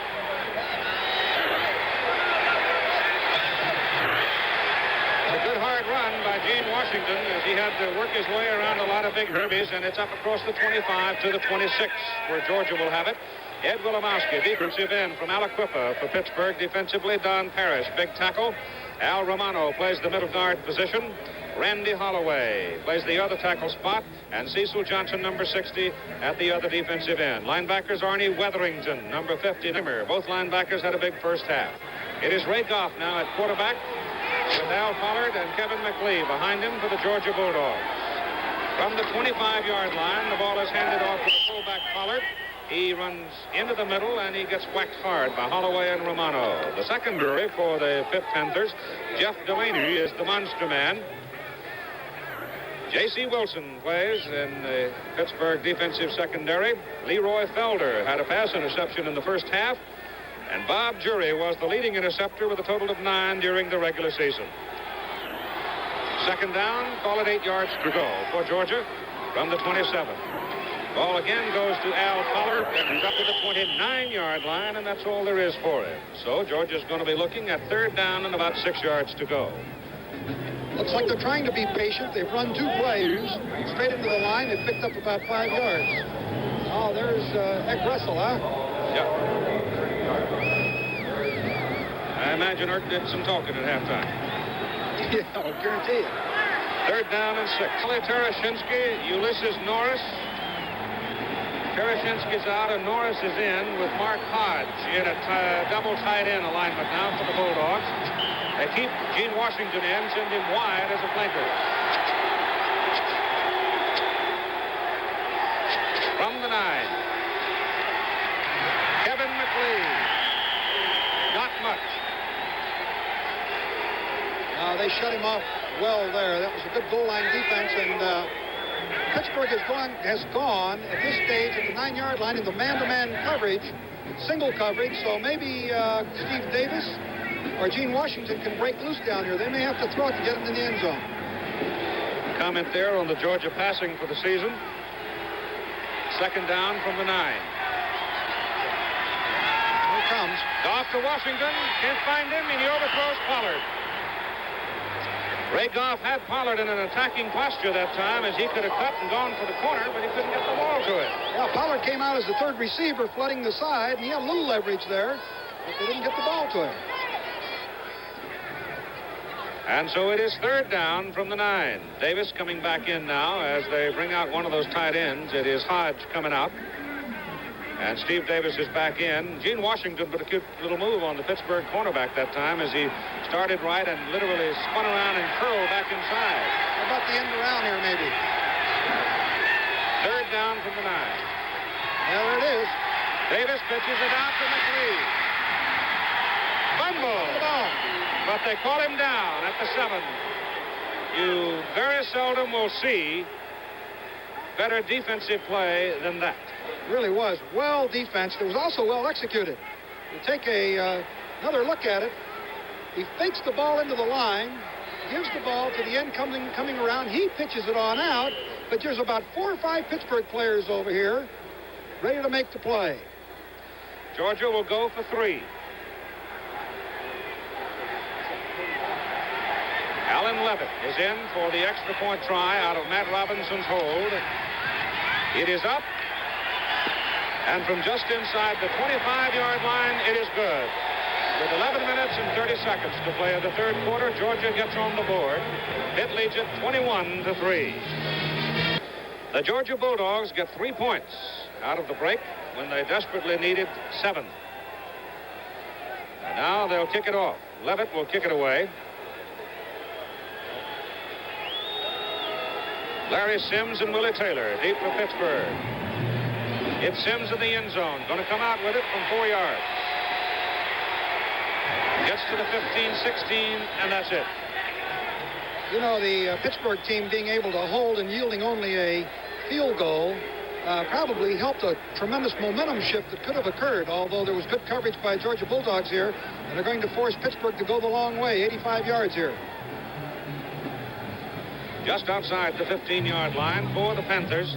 They have been dominant. The three-quarter statistics really tell you that. They had 283 yards in the first half to only 78 for Georgia. As Matt Cavanaugh hands the ball to Tony Dorsett. And he's out to the 20, across to the 21. Jeff Sanders and Dickie Clark. The tackle, 99-87. Plenty of Bulldogs in on him.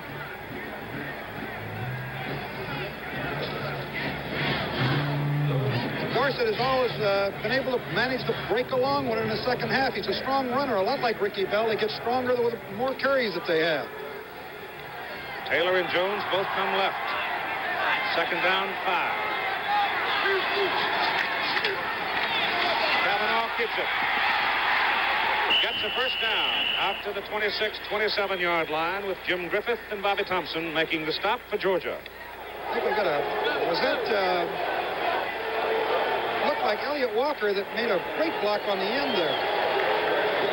He is better than an average blocking back in that backfield. I'll tell you that. He really is. I'll tell you. And of course, there's the stats there. 188 yards passing, 7 for 11 for Kavanaugh. And therein lies the story and the difference between the score. Also 4 turnovers for Georgia to now just 1 for Pittsburgh. First down. From the 26, it's Dorsett. Only gets 2 to the 28 before Griffith, Zambezi, and company wrestle him down. Pittsburgh's been alternating their offensive formations more than I have seen them in previous games. They used an unbalanced line that time with the eye. They've used the pro set. They've used the veer look. They've used a lot of different looks in there. Double flankers to a side. Here they come out with the pro eye, it looks like. On 2nd down and 8 for Pittsburgh from the 28. Dorsett. Play is dead. Back at the 38-yard line, and it should be another first down. It's good blocking at the point of attack that time by the Pittsburgh offensive line. Here's a replay on Zambezi. He's blocked well. Driven off the line of scrimmage. He sheds the block and still gets in and makes the play. Exactly on the 38-yard line. First down, Panthers. They're controlling the ball game, in fact, dominating the ball game, leading 21-3. Elliott Walker over the right side to about the 42-yard line. Bill Krug, 42, first Bulldog to get to it. One time Pittsburgh comes out and runs just a plain eye, gives the ball to the fullback or the tailback. Next time they come out and run the veer. Next time they come out and run the true option. They're keeping the Georgia team pretty well off balance, and the versatility of the team is being well visualized here. At the 42. 2nd down, 6. Dorsett. There it is. First down, Pittsburgh at the Georgia 43-yard line as Mark Mitchell made the tackle. Great blocking on the right side of the line by Corbett and Message for Zoza. They really cleaned it out. And remember, at 4:30 Eastern Time tomorrow, the premiere of the Sunday edition of ABC's Wide World of Sports, Howard Cosell interviewing Muhammad Ali live, the Vienna Ice Review, the first race in the World Series of Auto Racing featuring the top drivers, the international classes. So we've got fun for you tomorrow on ABC's Wide World of Sports at 4:30 Eastern, 3:30 Central and Pacific over most of these ABC stations. Matt Kavanaugh, the quarterback. Had no chance for the option. He turned, went back the other way, and there were 2 Georgia players, and he managed to avoid one of them and got back to the line of scrimmage, maybe picked up a yard or 2. He got 3. He got 3 on it. By golly, he did. Looked like they had him all locked up. There's Parrish and Wilson, the right side of the Georgia offensive line. A couple All-Americans, too. Yep. Really good ones. 2nd down, short 7. Goes to Bob Hutton, 44, the fullback, 1 yard. Zambezi put a real stick on that time. He came flying in and put a real hit on him. We're going to replay on it right here. Watch 44. Watch him step right inside here, right between the seams, put on a super tackle on Bob Hutton, number 44. 3rd and 5 from the Georgia 38.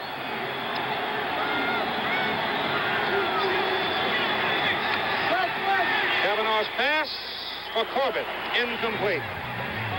They had a blitz on from the backside. Old Bill Krug, number 42, who makes a lot of things happen, putting pressure on. Dickie Clark looping, almost got to him, but the pass was high, and it is 4th and 5. And Larry Swider comes in with 7:12 to go in the 3rd quarter to punt. Well, if anything, they're going to yield poor field position to the Bulldogs, particularly if the Swider just kind of bumps it down here and lets it roll around inside that 10. He's going for the sideline. Shanked it. He shanked it. Not much on that one. The line of scrimmage was the 38. I think that one went out just about the 37. That might be a 1-yard punt. I'll tell you, the time you got to be very careful on the right hash mark. That's likely to happen. 21-3. Pittsburgh leads with 7:06 to go in quarter number 3. Preceding Wide World of Sports at 2 o'clock is the opening segment of Superstars for this year, and at 3:30 a very interesting American sportsman dealing with sharks. Thursday night here, Tony Dorsett got one of the great opportunities any young man can get. Tony's a communications major at the University of Pittsburgh. He was invited to do the sports segment on the air, live television at one of the local stations here in New Orleans. Said it scared him to death. He even fluffed his first line, but then read it fairly smoothly. Tony is somebody who's progressed so far in 4 years, it's almost unbelievable. He was very shy as a freshman. Keith? Larry Swaiter got 2 yards on the punt. Georgia's ball at the 36-yard line. Goff turns it upfield. And Ray Goff runs for a first down from the 36 to about the 48-yard line, and he was really belted. Looked like he actually was faking the pass and really deliberately trying to run the football. He cleaned it out. He got outside the contain and picked up the first down. Looked good running. In case you're interested about trivia, the shortest kick in Sugar Bowl history was a minus 2 yards from a gentleman named Horn at Clemson. 48-yard line, and Goff is gone. Matt Robinson in. Ray was shaken up on the play. Handoff goes to Kevin McLee, and he gets a yard as the defensive right side of the Pittsburgh line led by Randy Holloway, and then Parrish joined the crush. And they throw him back. Randy Holloway got a lot of penetration, and McLee had no chance. Or was that Pollard? Oh, that was McLee.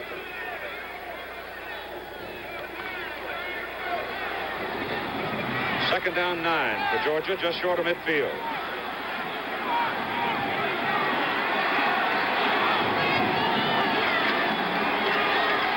Robinson decked behind the line of scrimmage by Al Romano, the middle guard who fired and got through.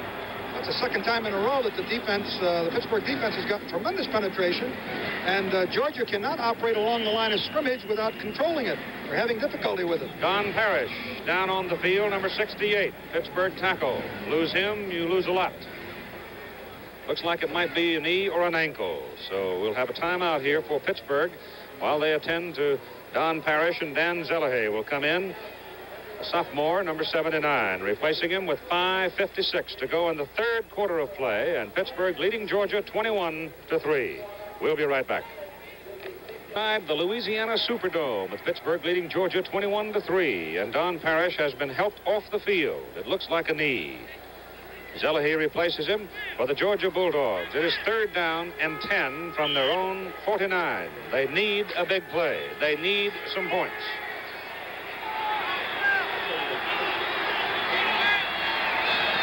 Matt Robinson, the quarterback. Ray Goff was shaken up. Robinson to drop and throw. To the sidelines, throws a knuckleball. It is almost intercepted. Very poor pass. Ball slipped out of his hand. Cecil Johnson, Randy Holloway were involved in it, and they batted it around enough that it almost resulted in an interception. Really didn't have much time. The Pittsburgh defensive line was putting a lot of pressure on him. He didn't have much time to get rid of it. 5:49 to go in the third quarter.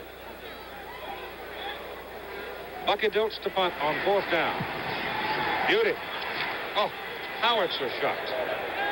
Taylor calls fair catch, falls down at the 6-yard line. So Pittsburgh goes to work from the 6, leading 21-3. On January 16, we begin here on ABC and most of these ABC stations, the United States Boxing Championship. To establish national title holders at all categories. So watch for that starting on January 16, right here over most of these ABC stations.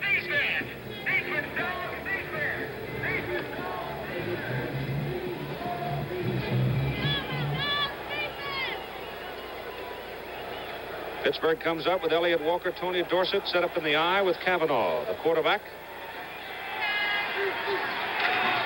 It's Walker from the 6 to about the 12. Zambezi, Griffith, linebackers making the stop, and a very positive offensive surge by the Pittsburgh line. I tell you, the Pittsburgh people in the trenches have been outstanding today, Ara. On both offense and defense. I think Georgia would like very much to get a turnover here. He'd help them to get back into this football game. Bob Hutton checks in at fullback, replacing Elliott Walker, 44 instead of 34. And Hutton's got the ball. And Hutton hammers it to just about the 15. That'll leave him maybe a yard and a half short of the first down as Jeff Sanders makes the stop for Georgia. Georgia would like to hold here and force a punt and try to get some kind of field position. But this Pittsburgh ball club has failed very few times in this game on critical situations like this. Jones wide right. Taylor comes left. They give the ball to Tony Dorsett, trying for the first down, and he's close. No, it looks like he might. Well, it's close. They'll measure. Tomorrow afternoon, ABC Sports kicks off the new year with the return of 3 great sports series beginning at 2 Eastern Time, season premiere of The Superstars, featuring the veterans. At 3:30 Eastern Time, another season premiere, The American Sportsman. You'll see a shark-feeding frenzy in Australia. See Candice Bergen learn to drive a high-performance racing car. At 4:30 Eastern Time, ABC's Wide World of Sports in the season's first Sunday edition brings you a live interview with Muhammad Ali, a sensational Vienna Ice Review, and race number 1 of the World Series of Automobile Racing, featuring the leading drivers in every class. That's 3 exciting season premieres beginning tomorrow at 2 Eastern Time, 1 Central and Pacific over most of these ABC stations. It is first down, Pittsburgh. Tony Dorsett has 100 yards on 22 carries, and he's gone again. Look out. Uh-oh. Wow.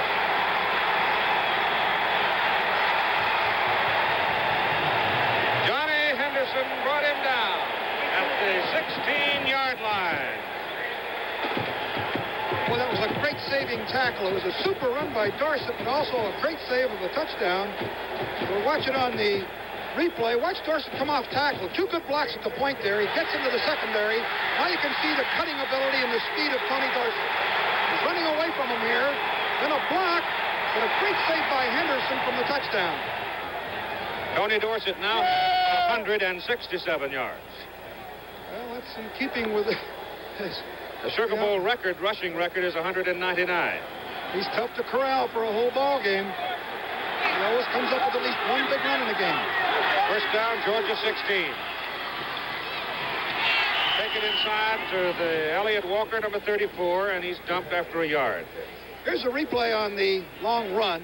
Cavanaugh moves back, gives the ball to Dorsett. The right tackle pulls. The fullback makes a great block right there. Dorsett springs into the secondary. You can see his speed as he cuts back to the inside. Now he's running away from the Georgia Bulldogs. He almost gets a block that sets him all the way. But Henderson, the defensive halfback, as you'll see right here, makes a game-saving, not game-saving, but certainly a touchdown-saving play. Pitch to Dorsett. Hit the backfield. Hit by number 87, Dickie Clark, for a loss. Back around the 19-yard line. So that'll bring up a 3rd down and 3. Dickie Clark been shooting at him all day and finally got him.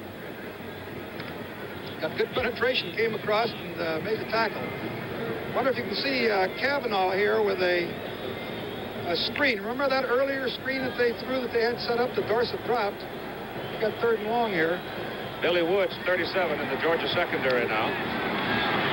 As Cavanaugh dropped the throw. There's a screen. Dorsett. Just getting executed. Bill Krug makes the tackle. Sam Beasy was back there and helped out on the play, and so was Dickie Clark. Well, they tried to screen it off to the left side here. They didn't get the wall set up. Penetration by in the wall. And, of course, Carson Long is going to have to try for a field goal here. He missed just barely at 54 yards. Now he's going for 42 yards. He's got plenty of leg. 2 minutes to play, 3rd quarter.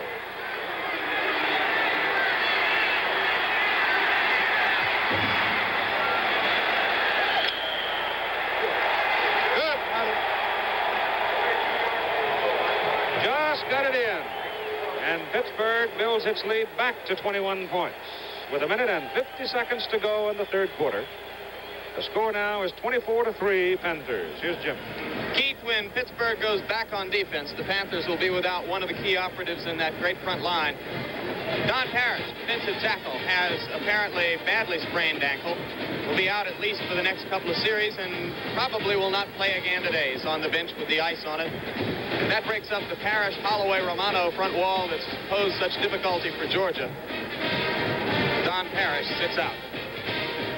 Well, I'm glad to hear it's nothing serious, not a knee.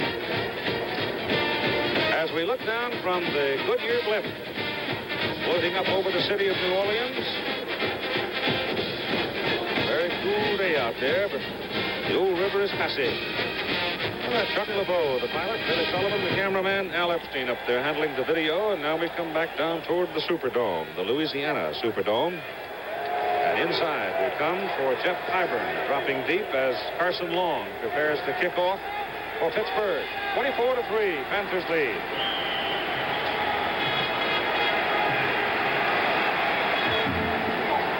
It's hit high and hit to the right and goes out of bounds. And for the second time here in the second half, Long will have to kick it from the 35. It's amazing for a guy that's kicked, I think, 17 field goals in 25 attempts, which is a very significant percentage.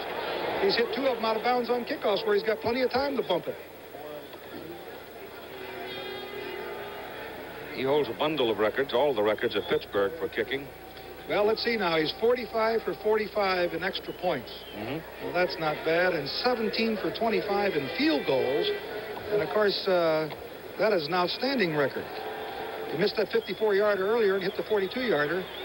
So his career list, though, look at that. 43 field goals in his career at Pitt. Second. All right. Let's see what we can do from the 35-yard line as Pyburn now comes up a little bit, hoping to get a little room with it. It's a very high kick. Jeff takes it at the 7. Uh-oh, they're trying to catch it here. Oh. Well, he tried to throw it back across the field to Willie McClendon, and Pittsburgh's coverage was good enough, and the kick was high enough that they were already down to clutter up the play, and he threw the ball out of bounds. Actually, he had a little room to run to the right side if he kept going. Right, he did. Well, they were trying to throw the ball across, trying to get all the Pittsburgh defenders covering the kickoff to one side of the field, and then throw it back and run down the left sideline, but it was an incompleted lateral. So here's Georgia in a bit of a hole as the ball is marked at the 12-yard line. They're down by 21 points with 1:43 to go in the third quarter. And Ray Goff back in at quarterback, coming out on an option. Oh, I tell you, you see that number 80, Ed Wilimowski, hand fight his way. He just kept stringing that play out. And there was no way that they could seem to get enough on him to get him out of the way. Well, they're trying to throw, and I should say the pass that he's rolling out into, they've got a coverage man in the left flat, a man in the soft spot or on the hash mark side, and he's backed up by another man. And I'll tell you, it's awful tough to throw into that. This is good coverage on the part of Pittsburgh. Second down, 8. Gain 2 yards. Goff keeps it. Puts his head down and lunges to very close to the 20-yard line.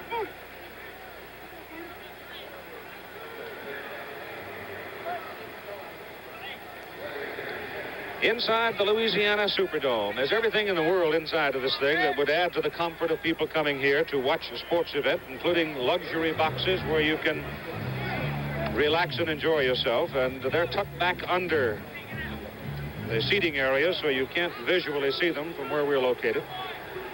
And we have 76,117 people in it watching. Third down, and they need 4. Goff's got it as he gets out to the 27-yard line. Awful tough to run into that coverage that Pittsburgh's giving them. They got too many folks out there.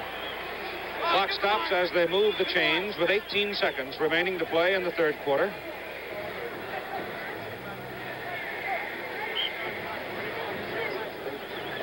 First down, Bulldogs at their own 27-yard line. Now the clock starts going as they set the change down.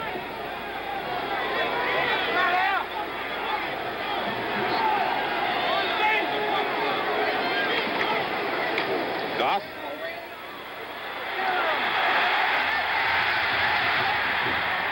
Knocked out of bounds as he gets it up to the 46-yard line. First down, third quarter is over. We'll be back after a word about an upcoming show on ABC and a message from your local stations.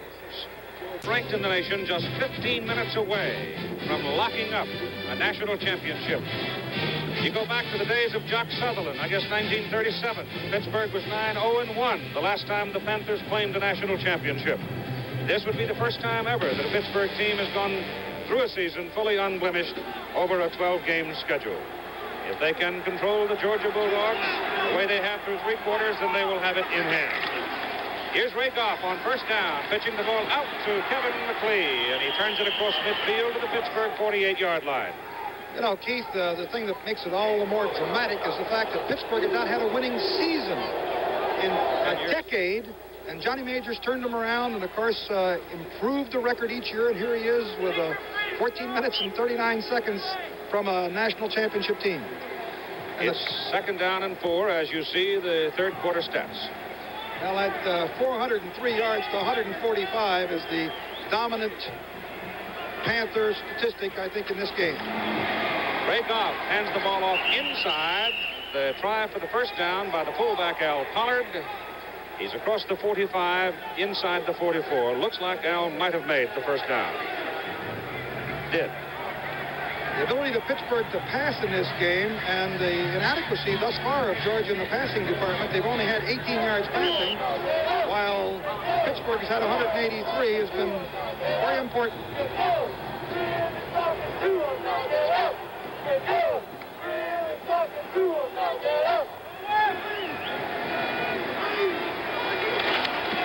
44, Goff to throw, whips it to the sidelines, hits McLeod.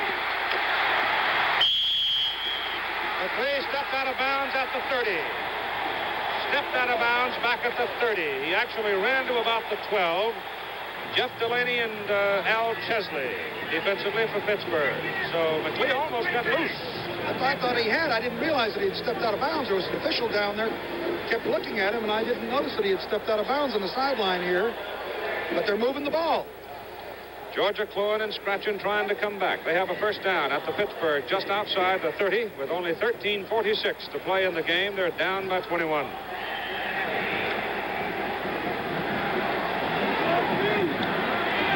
They seem to have more success with this set with the flanker and the split end away from one another rather than the double set. McLeod hit hard as he gets to the 27 by Al Chesley, 55, a linebacker. Tried a little draw play, picked up, about 3 or 4 yards on it. Pittsburgh deployed to protect the pass. McLeod, 13 carries and 47 yards now.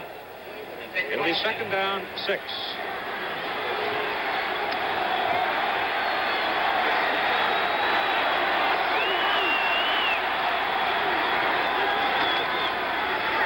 Still got it. Has to give it to Pollard. The ball is loose.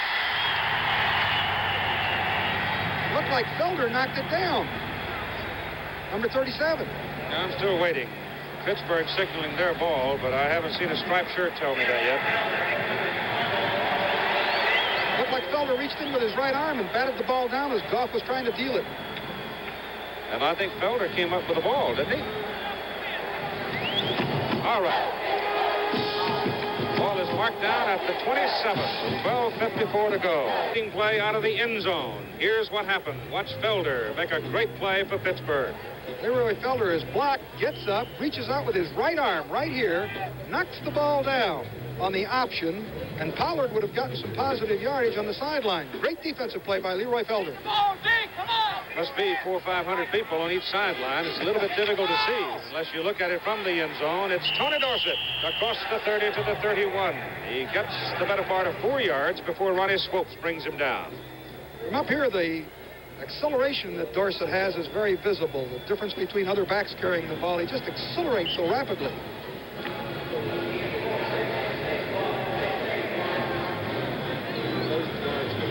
Twelve and a half minutes to go in the ball game.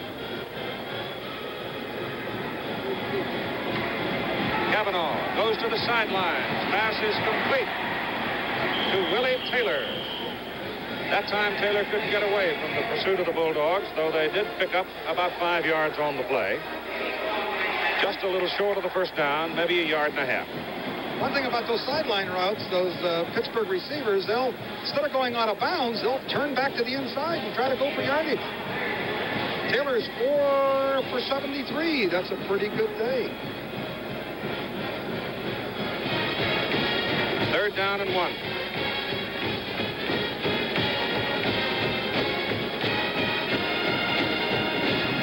Cavanaugh gets the 1 and some more. To the 34-yard line before Billy Woods makes the tackle. So the Pittsburgh Panthers are controlling the football game with 11.5 minutes to play. Here's Jim. Ever since his fight earlier this fall with Ken Norton, a lot of people have been wondering precisely what is going to happen in the future of Muhammad Ali, what his health is like, what his fighting future is, who he would choose to fight in his next bout. Tomorrow afternoon on Wide World of Sports, Howard Cosell live with Muhammad Ali will discuss all of those things. The show also has the Vienna Ice Review and International Race of Champions. Tomorrow at 5 on Wide World. Keith? Dorsett's got the ball.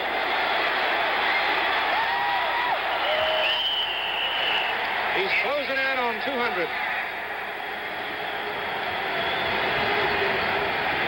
Billy Woods and Bill Crook make the tackle for Georgia. Boy, I'd hate to chase him all afternoon, I'll tell you. This Cavanaugh, just on the eye backfield, slashing off tackle. Dorsett gets pretty good blocking. Weaves to the outside. You can see the speed that he has as he runs away from tacklers. His ability to run through tacklers. First down, Pittsburgh at the Georgia 34. Hutton is in with Walker. Dorsett is out right now. Cavanaugh gives to Walker, and he gets a couple of yards. The Sugar Bowl running record, 199 yards, set in 1944 by Eddie Prokop, tailback, for Georgia Tech. Techers beat Tulsa 20-18. 26 carries now for 189 yards for Tony. You'll see him next Saturday from the Hula Bowl in Honolulu, Aloha Stadium, right here, over most of these ABC stations. Ricky Bell's going to be there, too? Yep. A great catch. Cavanaugh to throw. Going deep. Uh-oh. It's complete. Just batted away from Willie Taylor by Billy Woods. Woods 6'2", 188. He replaced Johnny Henderson a few moments ago in the secondary for Georgia. Johnny Henderson at 6 feet might not have been able to break up that play. Oh, he made a great play. Reaches out with his left arm just to save it. You see here, Billy Woods chasing up the field. Now watch him with his left arm. He's beaten by about 2 yards. And he reaches out with his left arm here and just deflects the ball enough. And Willie Taylor thought he had 6. Instead, it's 3rd and 8 from the Georgia 32. Screwed from the backside. Pushed off the play and passes away and thrown too high, intended for Gordon Jones. Bill Crook was blitzing from the backside, and he's all over the field. And that brings Carson Long into the ball game. 10 minutes and 26 seconds to play in the Sugar Bowl, and Pittsburgh leading Georgia 24-3, trying to lock up a National Collegiate Championship. It'll be a 49-yard field goal. He's hit a 42-yarder. He's missed a 54-yarder, just barely. This one from 49. Missed it. Just off to the right. And so with 10 minutes and 21 seconds to play in the ball game, Georgia gets another chance, trailing 24-3. Dorset with 189 yards in this ball game. Georgia has, as a team, 139 yards total. Right after the Superstars tomorrow, don't forget American Sportsman. Shark feeding in Australia and Candice Bergen learning to drive a high-powered race car. Following Superstars at 3:30 Eastern Time. All right, here's Georgia at the 20-yard line.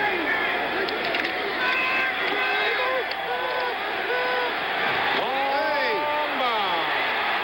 Oh! Gene Washington could not hold it. Steve Davis threw it. That's a play that beat Florida a year ago when they used that tight end to come around and throw to the flanker, and Davis delivered it right on the money. He really did. The ball went right through his hands. It would have been a big gainer. Well,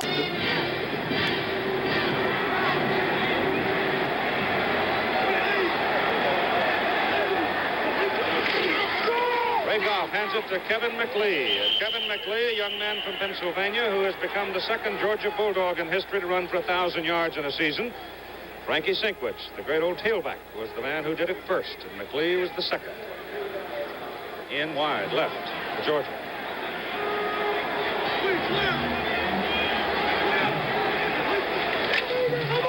Dropped the ball. Penalty flags down. Pittsburgh, I think, covered the football, but let's see about the flags. Looked like Al Romano was on the bottom of the pile. an exchange fumble. I don't know what the official called, whether it was, looks like he's going to give it to Pittsburgh. Pittsburgh's ball. Right. Georgia, illegal procedure. I don't know whether it looked like maybe the center snapped it a little bit late. Goff started to pull away, and might have been a problem on the exchange.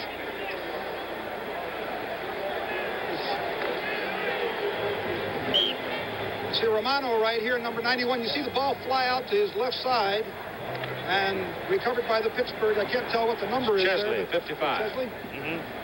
And so here's Pittsburgh with a great opportunity just outside the Georgia 22-yard line as Kavanaugh gives it to Dorsett, and Tony is hit after maybe a yard by Ronnie Swopes, number 78 in red.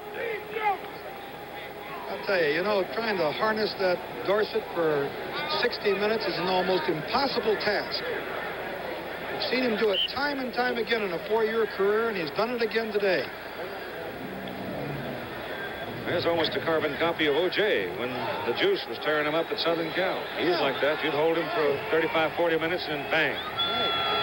And they're durable. They just run that ball, keep it. Kavanaugh pitches to Dorsett.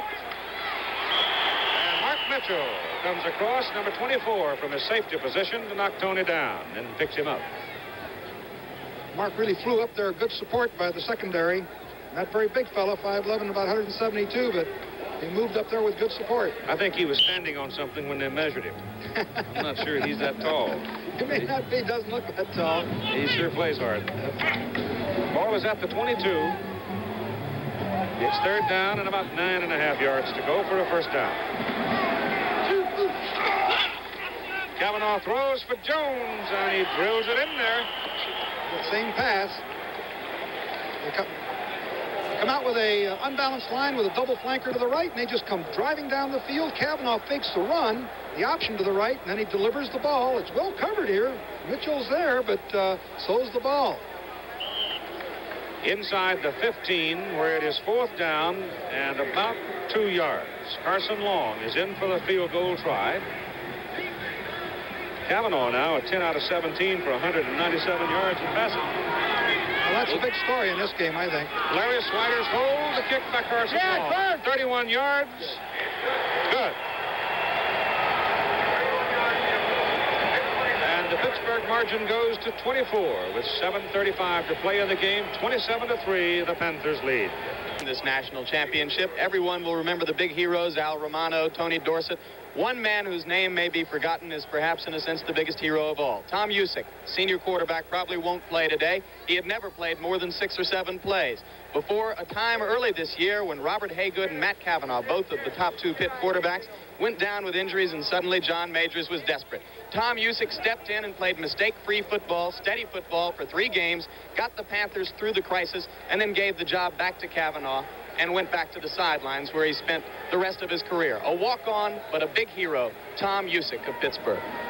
Hey, old Tom's been very useful, too, in preparing teams because he's gifted enough that he can keep that Pittsburgh defense interested in the practice sessions. That's a big factor. Long kick to the goal line. Coming up at the 2, it is Washington. Trying to break out of the pack, can't do it. They get him up around the 18, 19-yard line. 17-yard return. 7:29 to play in the game, and you see a lot of people here looking up. Well, they're looking up at the screens that are hanging over the top of the Superdome to see themselves. Some of the coverage up there is apparently taken from our documentation of the game, and some of it is not. Everybody sitting down on the bench, looking up, watching the ball game on television, and if their vision happens to be obscured from the sidelines. Matt Robinson now in at quarterback for Georgia. Goes to the sidelines. The pass is complete to Jeff Pyburn. And Pyburn, out of a running back position, a freshman out of Athens, gets it up across the 30-yard line to about the 32. That should be a first down. I mentioned earlier that Al Romano and Tony Dorsett will be among a large group of outstanding college football players who will be off to Hawaii to play in the Hula Bowl, which you'll see live next Saturday at 4 Eastern, 3 Central Time over most of these ABC stations. Ricky Bell's going to be there, Vince Ferragamo of Nebraska, Rick Slager from Notre Dame. It'll be an outstanding group of athletes who will have some fun playing in the Hula Bowl next Saturday. Matt Robinson Throws it. Pass almost picked off by number 14. Just almost stolen by the Munster man, Jeff Delaney. It's amazing. Each year that Hula Bowl comes up with the top players in the country. Mark Wilson, the intended receiver, he's from Frostproof, Florida. I used to drive through there once in a while going down to Seabrook. Not related to Big Mike Wilson, incidentally. Second down, they need about 6 inches. And then a small prayer to get it going again. Pittsburgh arguing for the interception. I think Romano had put the heat on, and James Wilson was the man who tried to make the interception. Took a little skip off the turf. Caught it on one bounce. Doesn't count in football. We're talking about reference to 6 inches. I don't want to mislead you, but you talk in terms of 6 inches. A couple of times in the ball game where just that much would have made so much difference, where Georgia could have completed a pass, where Gene Washington might have caught the ball over here and held on to it. Tony Flanagan, number 11, comes in now with 7:10 to play in the game, and Tony Flanagan at quarterback is smothered by Randy Holloway. Randy Holloway sensing a kill, realizing that youngster, a sophomore out of Atlanta, was in for one play, and he just pumped up and came and got it. Holloway is a name that'll be very prominent next year. Yeah, I'll tell you, he's a great football player, and I'll tell you, this Pittsburgh team has been very impressive in all phases of the game today. Bucky Dilton, hard rush, but gets it out of there. And it takes a Georgia bounce. Sure does. Bounces down to around the 20-yard line. That's 54 yards on the punt. 6:31 to go in the game, and it's Pittsburgh 27-3 over Georgia. I don't think that's intended to be tapped yet. Here's Pittsburgh now, just inside the 20, in a commanding posture in the ball game as Tony Dorsett, with 190 yards, picks up a couple more. That'll give him about 194, and penalty flags are flying now as we get a scuffle down inside the stack. It's one of those kind that you look like a retaliation on the part of one player, and you wonder which way it'll go. Sometimes don't see the first one. Right. The second guy that gets the penalty assessment. While they're talking, I think it's quite obvious and quite fair to suggest that Pittsburgh has won the national championship in college football for 1976, because they have been the most impressive and dominant football team in here against a very good Georgia team. Here's the scuffle. Let's see here. Well, they call it probably right, a doubleheader, one on each side. I don't think it was anything malicious. Frustration. Yeah, right. Ball is at the 24, second down and 6. Kavanaugh gives it to Dorsett. And he has that little skip when he gets in motion, which makes that linebacker sort of take a look before he commits himself.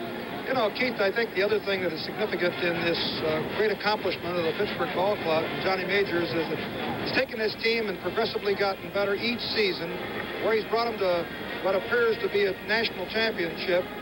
And prior to that time, and I can speak from experience on that point, is because we played Pittsburgh when I was at the University of Notre Dame, and they were struggling and having trouble. With the right combination of circumstances, get the right players, the right coach, the right motivation, get all the pieces put together, and the end result here is a potential national championship, 5 minutes and 57 seconds away from it. Tony Dorsett gains another yard. He will have the Sugar Bowl rushing record, beating Eddie Prokop's record of 199 yards, which has stood since 1944.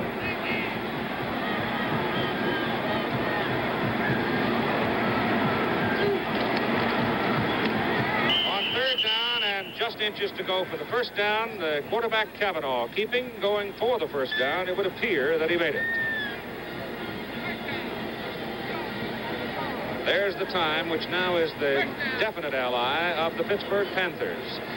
There's some trivia for you, Era, that only one other Heisman Trophy winner ever won the national championship with his team and played in a bowl successfully. He was a little bitty fellow. Weighed about 152 pounds with a couple of rocks in his pockets. Now you got me guessing. I'll tell you in a minute. Cavanaugh gives to Dorsett. He's got at least a yard out of that play, so he's over 200. Give him 2 yards, make it 201. That's one of the few times you'll see him cut the wrong way. He should have put. If he'd broken to the outside, I think he'd have gotten a lot of yardage. The fellow's name is Davy O'Brien from Texas Christian University when they beat Carnegie Tech 15-7 in the 1939 Sugar Bowl. Davy had 17 out of 27 for 225 yards and kicked a 20-yard field goal. But now Tony Dorsett has put his name in the Sugar Bowl record book with 201 yards, and he isn't through. And he gets another one the hard way. He really got pinched that time. Number 59, Louis Friedman, really popped him. You know, watching Dorsett through all these years and the remarkable yardage that he's piled up, his durability has been something to admire. Right. Backs carry that ball a lot of times. You got 11 guys shooting at him, going after him every play, every time they have the football.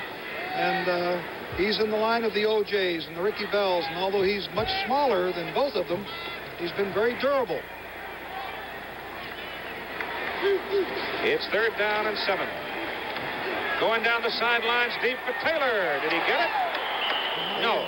Momentarily. But almost, I'll tell you. Bobby Thompson playing him just as tough as he could possibly playing without fouling. Still had Taylor almost come down with it. And now there's 4 minutes exactly left to play in this 43rd annual Sugar Bowl football game. And the word will get around to Michigan and Southern California as they hitch it up for the Rose Bowl game later today. And Pittsburgh has been impressive. Larry Swider, long. Big one. They'll let it go, and they'll mark it down around the 13-yard line. That was a beauty. 54 yards by Larry Swider. Johnny Majors winding up his coaching career in Pittsburgh and heading for the hill country of Tennessee, his home. He becomes the football boss at the University of Tennessee. Tomorrow afternoon, ABC Sports kicks off the new year, returning 3 great sports series. 2 p.m. Eastern Time, Superstars featuring the veterans. Then at 3:30 Eastern Time, the American sportsman with a shark-feeding frenzy in Australia, and Candice Bergen learning to drive a high-performance race car. At 4:30 Eastern Time, ABC's Wide World of Sports. That's all tomorrow. And here's Flanagan in at quarterback. Whips the pass downfield in the hands of Leroy Felder, who's already intercepted one pass today, knocked down a lateral and recovered it. He'd have walked into the end zone job there if he'd have hung on to the ball. Pass intended for Mark Wilson. Number 37 has had a big day. He's leaving now, and Larry Felton, number 28, replaces him. He's from Cordele, Georgia, playing at Pittsburgh. 2nd down 10 from the 13. Flanagan going wide. Maybe a yard as Al Chesley, 55, brings him down. Chesley is a sophomore. He'll be back next year. And there's TD. A lobster? I don't know. Got a couple pictures on it anyway.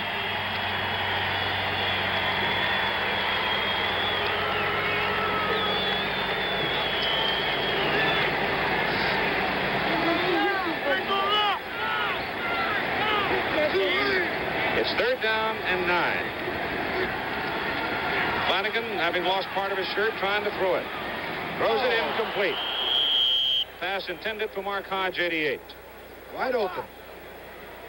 They just had a lot of bad luck today on their passing game. They've had people open, and they've either been overthrown, underthrown, or they've dropped the ball. Bucky Dilts is now in to punt for Georgia, and Bucky's had a decent sort of a day. He's punted 7 times for a 47.5-yard average. Wow. He's really been putting it up there, too. Jones is deep. Soft spiral. That's Taylor who's going to back up and take it. Oh, look at the wall. Oh, he's got that one big block there. Gets it back to the Georgia 49. 45-yard punt and 11-yard return. Here's Jim. I'm on the bench with Tony Dorsett, who's had another in the long, long string of sensational games. Tony, congratulations.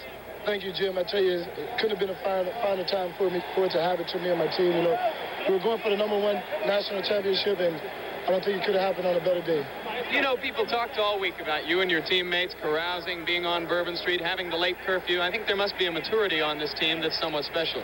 Oh, definitely. You know, we're senior-orientated, and, you know, Coach Majors, he considers his philosophy is that a bowl is a reward for an outstanding season. So you go down, the main priority is to win the ball game, but you're supposed to have fun also. A lot of you have played together for 4 years. I'm sure it's occurred to you this is the last time you're all together. Well, you see, we're all hugged up right here, right now. You know, this is the last time we'll play together, and it's been great. You know, I couldn't get a better thrill out of beating a team other than Georgia, you know, because all week the fans were staying in the hotel with us, and they've been aggravating us all week, and tonight we're going to rub it in a little bit. Tony, quite a Cinderella story. 4 years ago, this was one of the worst football programs in the country, and now I don't think there's any doubt that you're number one.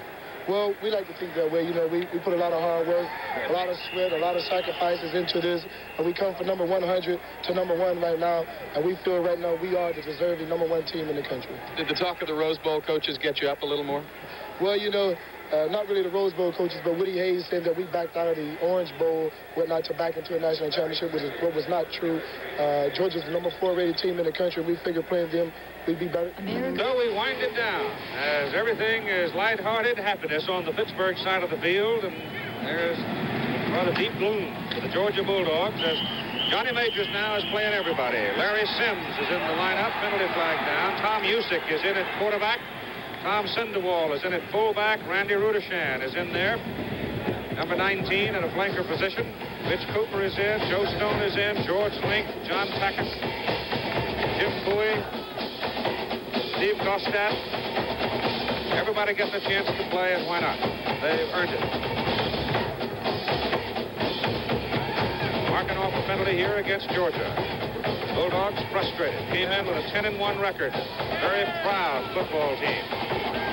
It's still a fine football team. I think Matt Cavanaugh's passing ability really put the pressure on their secondary and really opened the game up.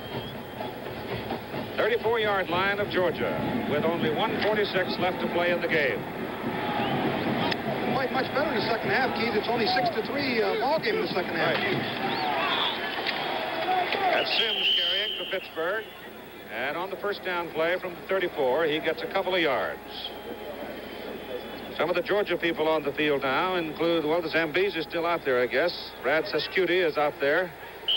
Bob Hope, Robert Hope is on the field. Billy Woods. Bill Krug stays out. Swopes is still in. Louis Friedman out there. Lawrence Kraft still there. Rudishan coming wide to the right side. Usick on second down and 8. Keeps it, pitches it out. Here comes Sims. James Sims, if he can pop that crack right there, he could have been gone. Well, we've got a new national champion, looks like, Keith, and this is a well-balanced football team. They went through a difficult schedule, opening up the season against Notre Dame there, which is always a tough chore. I can attest to that.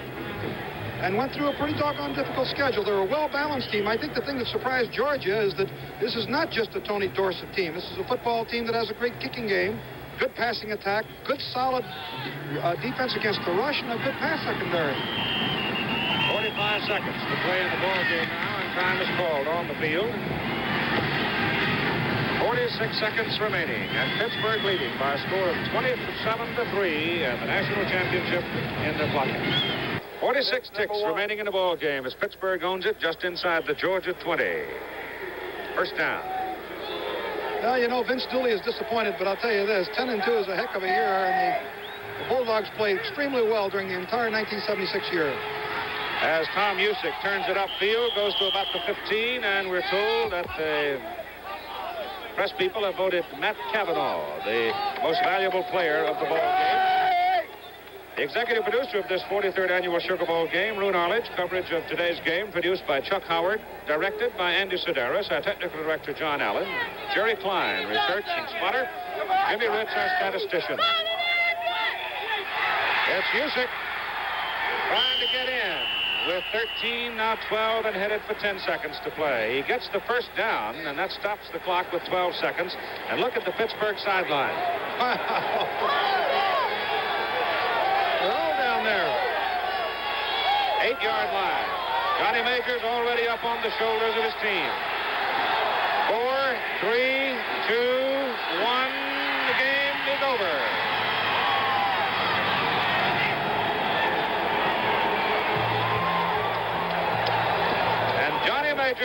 Let's ride across the field as the Pittsburgh Panthers defeat the Georgia Bulldogs 27-3, a dominating performance. And I, for one, would certainly not quibble with anyone who says they are the National Collegiate Champions, because they won them all. And they won this big one convincingly. Lift provided by the Goodyear Tire and Rubber Company, travel arrangements made through, and promotional fee paid by United Airlines. Fly the friendly skies of United, where you are the boss. This has been a presentation of ABC Sports, recognized around the world as the leader in sports television. Pittsburgh 27, Georgia 3. Tomorrow, a day for reviewing the past and looking to the future. Harry Reasoner, Barbara Walters, and ABC's key domestic and foreign correspondents discuss 76-77, what was, what will be. Later, Barbara Walters takes you to the White House for a farewell visit with President and Mrs. Ford. Both tomorrow on ABC. Back in a more innocent time, big Westinghouse motors moved these heavy cars.